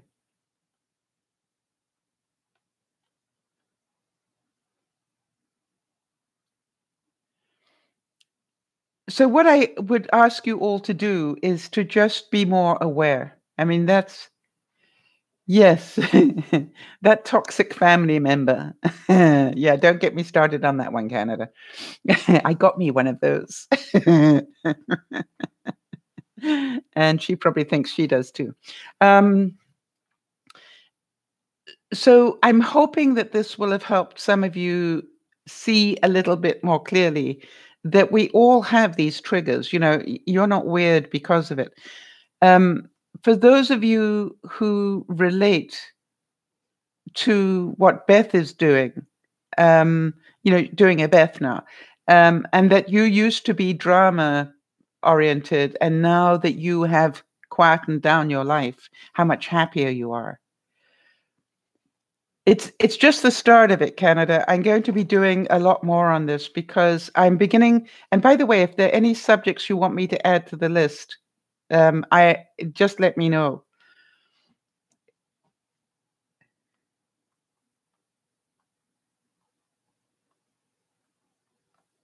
Yeah, Kerry's saying that she's got a lot of baggage from her past, and she's busy unraveling all those knots in her life. I think it's really important.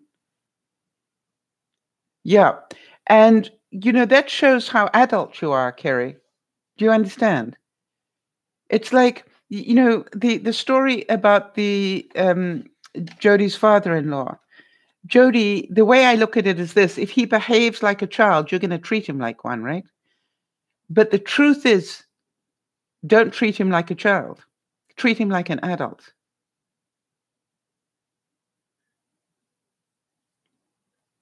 When my father was in hospice care and attacking people, uh, I actually had them stop the drugs long enough so that I could talk to his rational mind.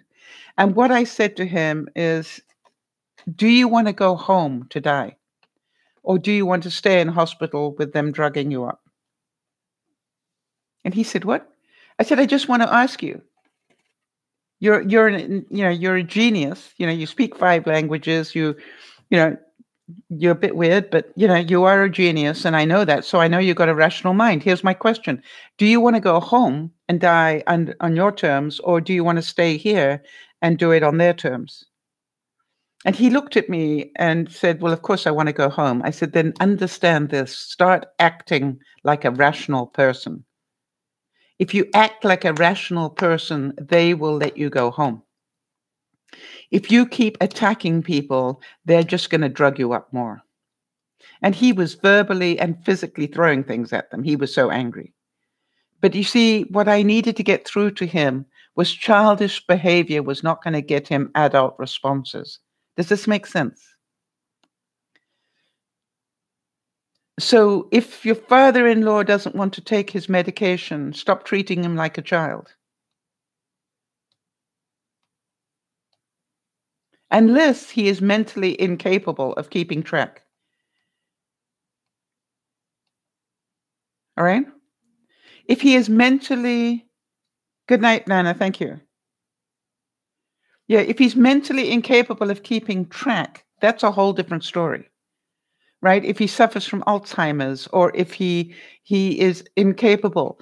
But one of the ways to find out is actually to give them, a pill box with all the right days and times and everything on it and see if they can keep track on their own. If they can't, then, I'd be asking the question, do you want to be keeping track for them or not? And I would have a really, serious conversation with the father-in-law and go, okay, fine. We need to talk turkey here. Are you not taking the meds because you can't be bothered? Why are you giving all the responsibility to your wife? She is not a care, she's not trained to be a nurse. Yes, Kerry, I totally understand why you are a little bit triggered at the moment, honey. I understand. All right. So the thing that I would say is what happens to us is we keep treating adults like children, and then they will continue to behave like children.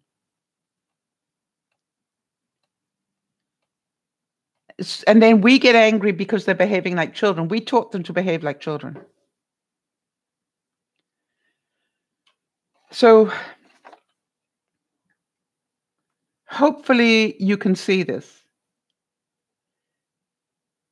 Hopefully you can see that little white lies are still lies. They're rational lies. We rationalize things, but they're still rational lies. Be aware. Kerry, I think the problem is bigger than you can handle. I've just got to tell you that.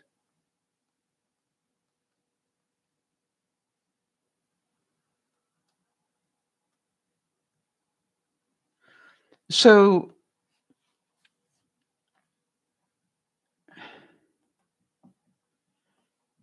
it's a pleasure, BoobTube. Thank you for your input. It's really great.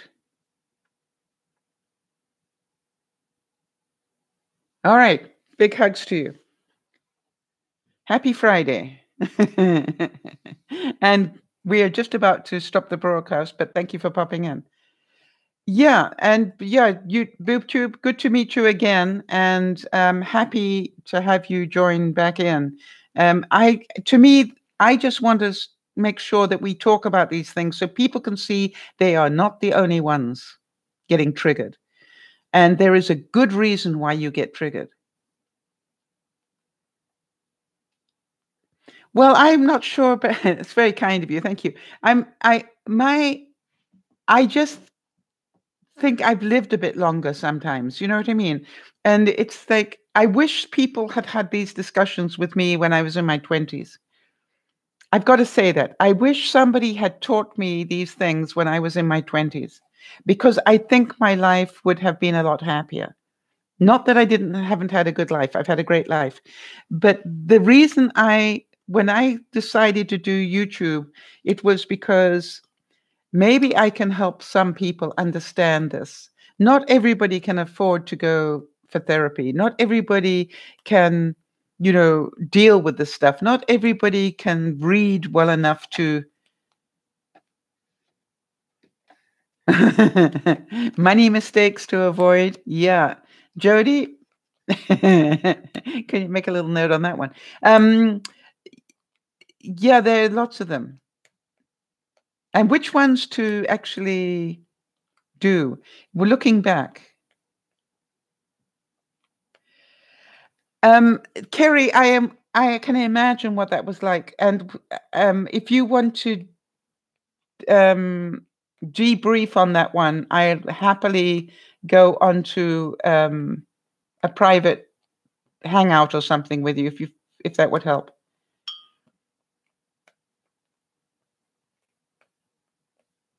Hi there, welcome. And we're actually just about to stop the broadcast, but thank you so much for coming in. And just so that you know, we will be back on the air again on Sunday at 3:30 Pacific time. I do from 3:30 to 5 on a Sunday.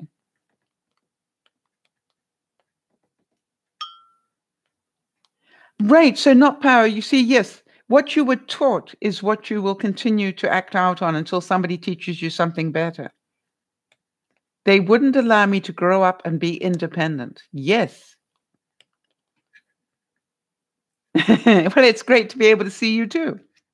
Is it Amarul? Did I pronounce that correctly? Yeah. Kerry, I know you well enough that if you need to debrief, just let me know. I will literally start up a hangout with you so that we can do that. Or, do it with Erin or do it with somebody because I just want to make sure that you're not taking on stuff that I think should be um, handled in a different way, perhaps. I don't want you to be responsible for this, is my concern. That's me getting triggered now.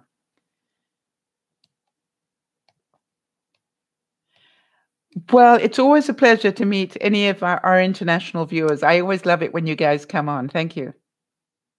I think you probably do, Kerry. So just give me the word if you want me to do a hangout. I may need a quick washroom break, but after that, I'm prepared to do that.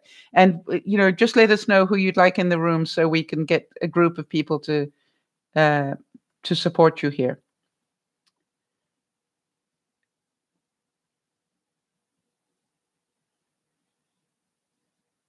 Okay, so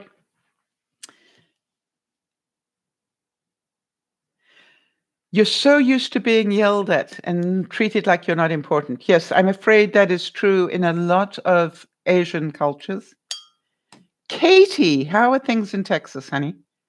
What is wrong with people today? All these voices from the past coming out. All right, so this whole issue about how you were treated as a child. This is a big one, and I think if you would like, I will do more about this as you were treated. Ah, that's so cute. I'm not going anywhere except to get some food and sleep.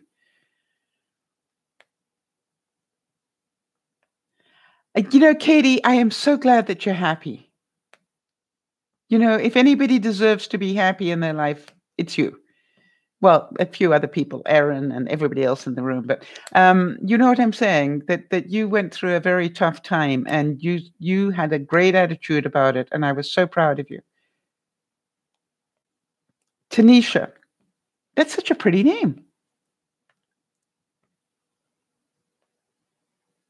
Yeah, and Katie, I know you're not perfect, and neither am I. But I thought the way you handled all that went down for you was really impressive, and the way you started a new life twice in 2 years or whatever it was. It's like that takes courage and it takes mental ability that a lot of people wouldn't have, and so really, you are an inspiration to a lot of people. So I can tell that we have a need to talk about the damage that parents do. Would that be a fair subject? Not meaning to, but what happens?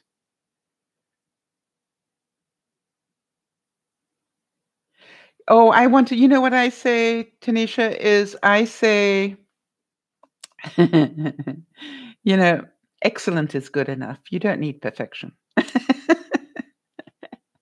Imagine if I thought that I needed to be perfect, I wouldn't be doing this channel,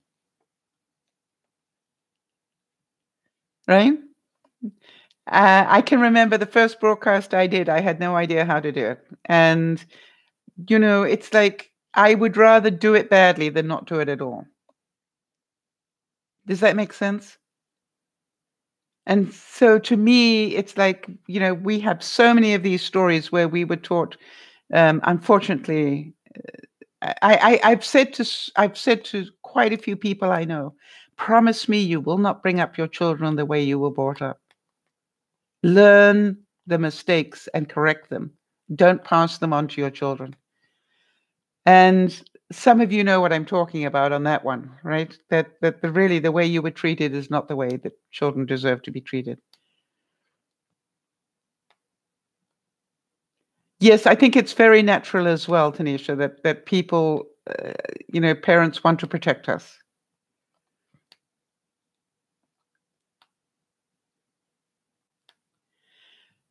I'm not sure how old you are now, but it there has to come a time when you start taking responsibility for that. Now, if you're sitting, you can't work or drive. That's cultural, right?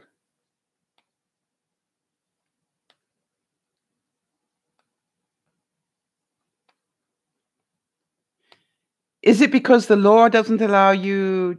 I mean, if I think about it, some religious laws say that the women can't drive or whatever.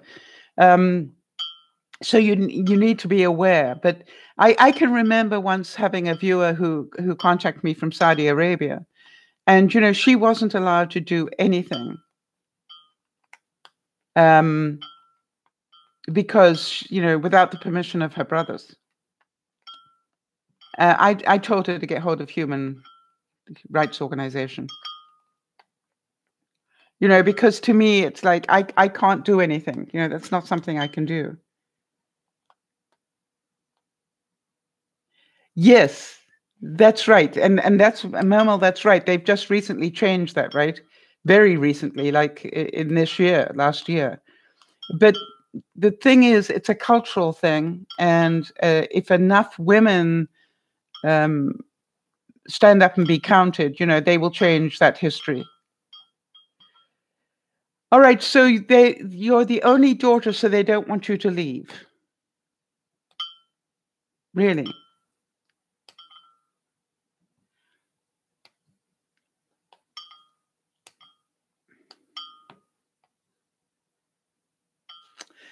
Well, how old are you now, honey?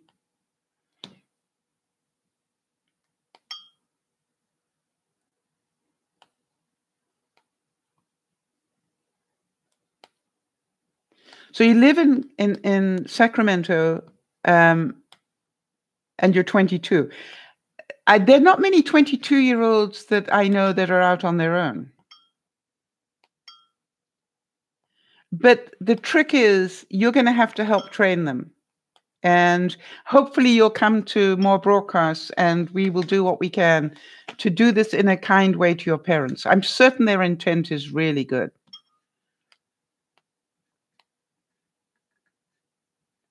Yeah, today there are an awful lot of. Are you going to college?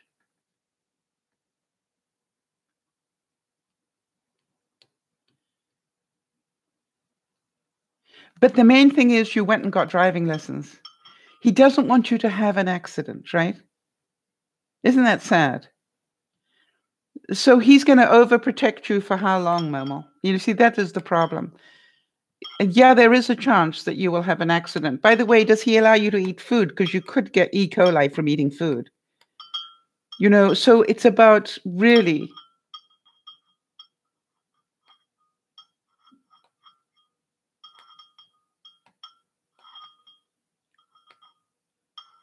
I want to tell you something. I don't know what it is you want to learn, but do you know that you can go to university on YouTube these days? Or is it called U Academy? All right. I mean, this is what people like Bill Gates and Mark Zuckerberg and everybody, they're all getting together and creating this ability so that anybody who wants to educate themselves can do so. All right. And you can do it for free if you're smart.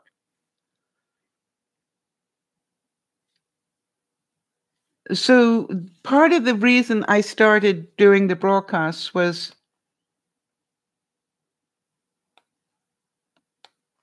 yes, and quite honestly, in today's age, there are an awful lot of children of your age still at home. However, normally they're still at home because they are going to college or university.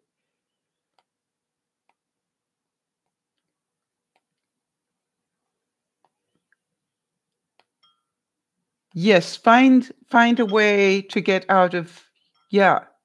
Just because you're still at home doesn't mean that it's a bad thing. Um, and you need to start doing things that get you out of the house. And if it means you have to take a bus rather than drive, do it.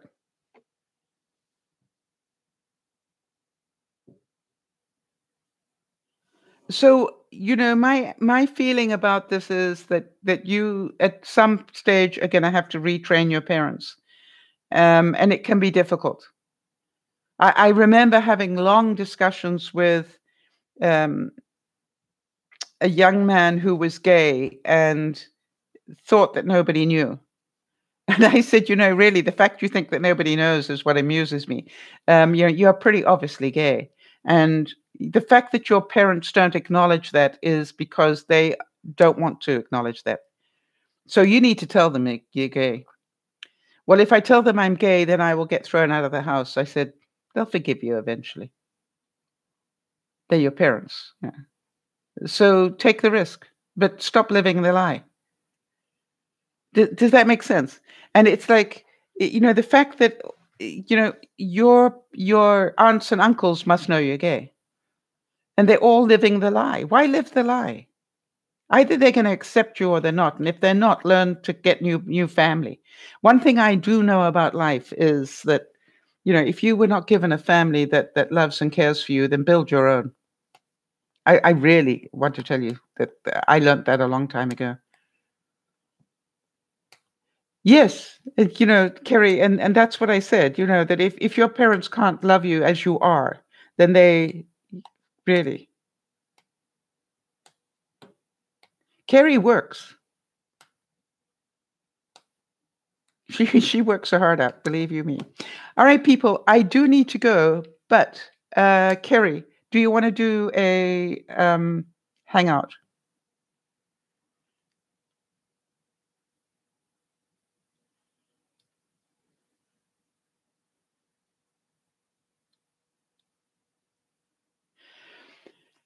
You don't want to risk going to hell.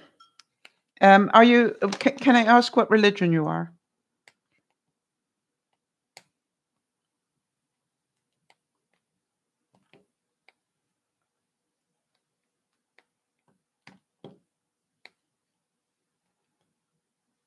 You're a Baptist, right? So here's the thing.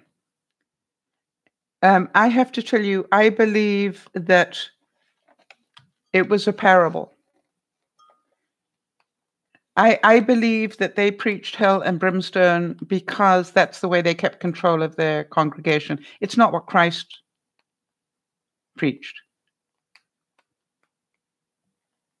That is what man preached. And that's how they kept control.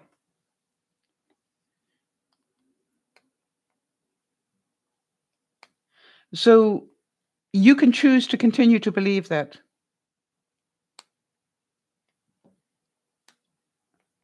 I'm not saying don't believe that you shouldn't do bad things. That's not what I'm saying. I just, when I read the Bible, I don't hear God threatening everybody with fire and brimstone. When Christ, had Mary, forgave prostitutes, he forgave everybody that he met, all right, of whatever sins. That is not fire and brimstone. right? Think about that.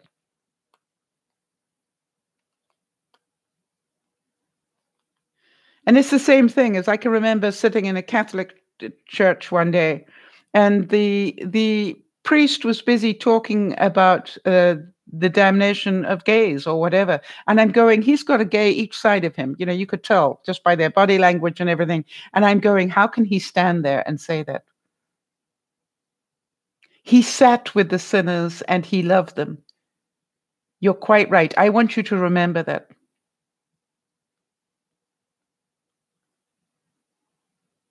All right. So that's why I say to you, it's just my belief, and I could be wrong, but I believe that the fire and brimstone and that stuff was brought in by humans, not by Christ. And some of you know the Bible a lot better than I do.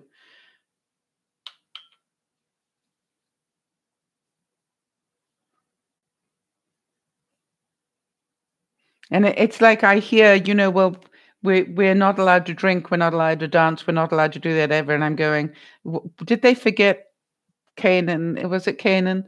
Where he went and changed the water into wine so everybody could drink and party. It's like, really read what is written.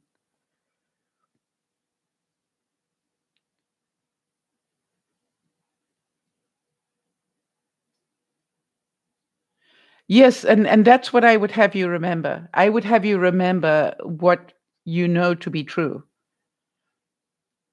I believe that you should teach yourself that God loves us and is always there for us because that is what he taught.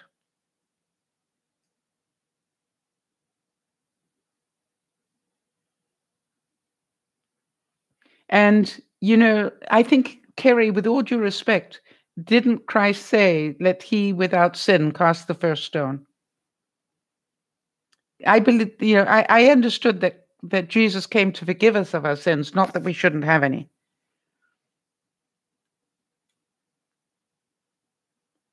Exactly. So this is a discussion I could have for a lot longer, and I really do need to go and get some rest now. But I appreciate you talking about these things because, they are important things to talk about, as are, how you're getting treated. Yes, Beth, monkey see, monkey do. If your parents never allowed you to go to church, right, then they won't want you to go. But you're an adult now. Maybe it's time to start going. So, Kerry, do you want to do a hangout? That's what I'm trying to find out.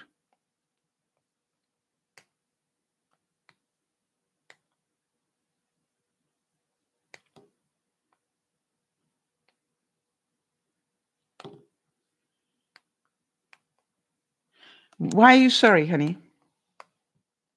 You have nothing to be sorry for.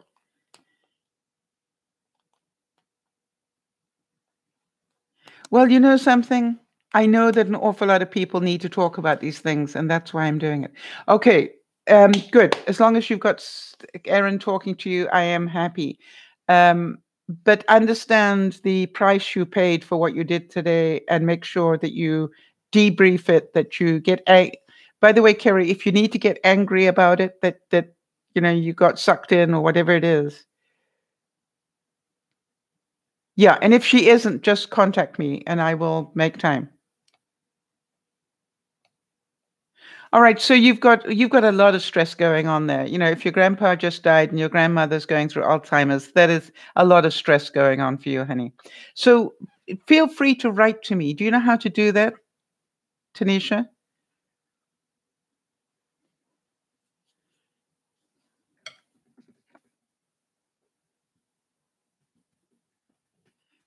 Hang on. I don't type as fast as somebody at this angle.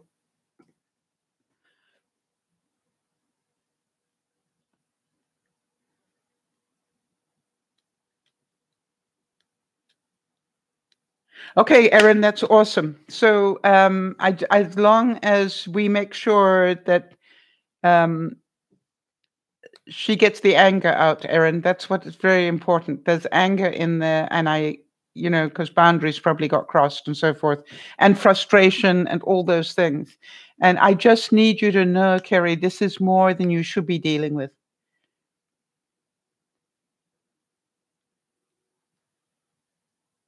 All right. No, it's not about worry. It's just feel free to write to me anytime. And everybody here will tell you, I will get back to you as soon as I can, and I will answer what I can as honestly as I can from my knowledge. That's what I do. That's why I started this. All right, everybody. So big hugs to you all. And thank you for those of you who came in new. It's a pleasure to meet you. And please come in again. We will be back on Sunday at 3:30 Pacific time, whatever that is, wherever you live. And you will be able to get the rebroadcast. For those of you who missed part of this broadcast, if you want to catch up with it, as soon as we're finished, I will disable the chat so nobody will be able to see the chat. But then the rest of it will be on the replay so that you can go back and listen to it. If you don't feel like listening it today, you can listen to it while you're on a walk or do whatever. There was some good stuff again today, and I really, really appreciate all of you for your honesty and your input. I think most of all, you do need to know you're not the only ones. And so from that perspective, Kerry, learn from this, right? Erin, thank you for helping Kerry. Jody, thank you for helping me.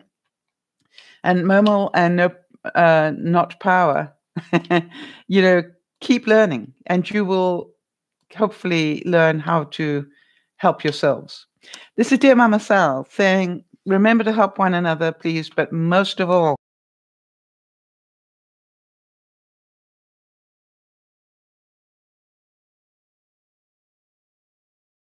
your care and your love. This is Dear Mama Sal saying, bye-bye for now, and I'll see you on Sunday.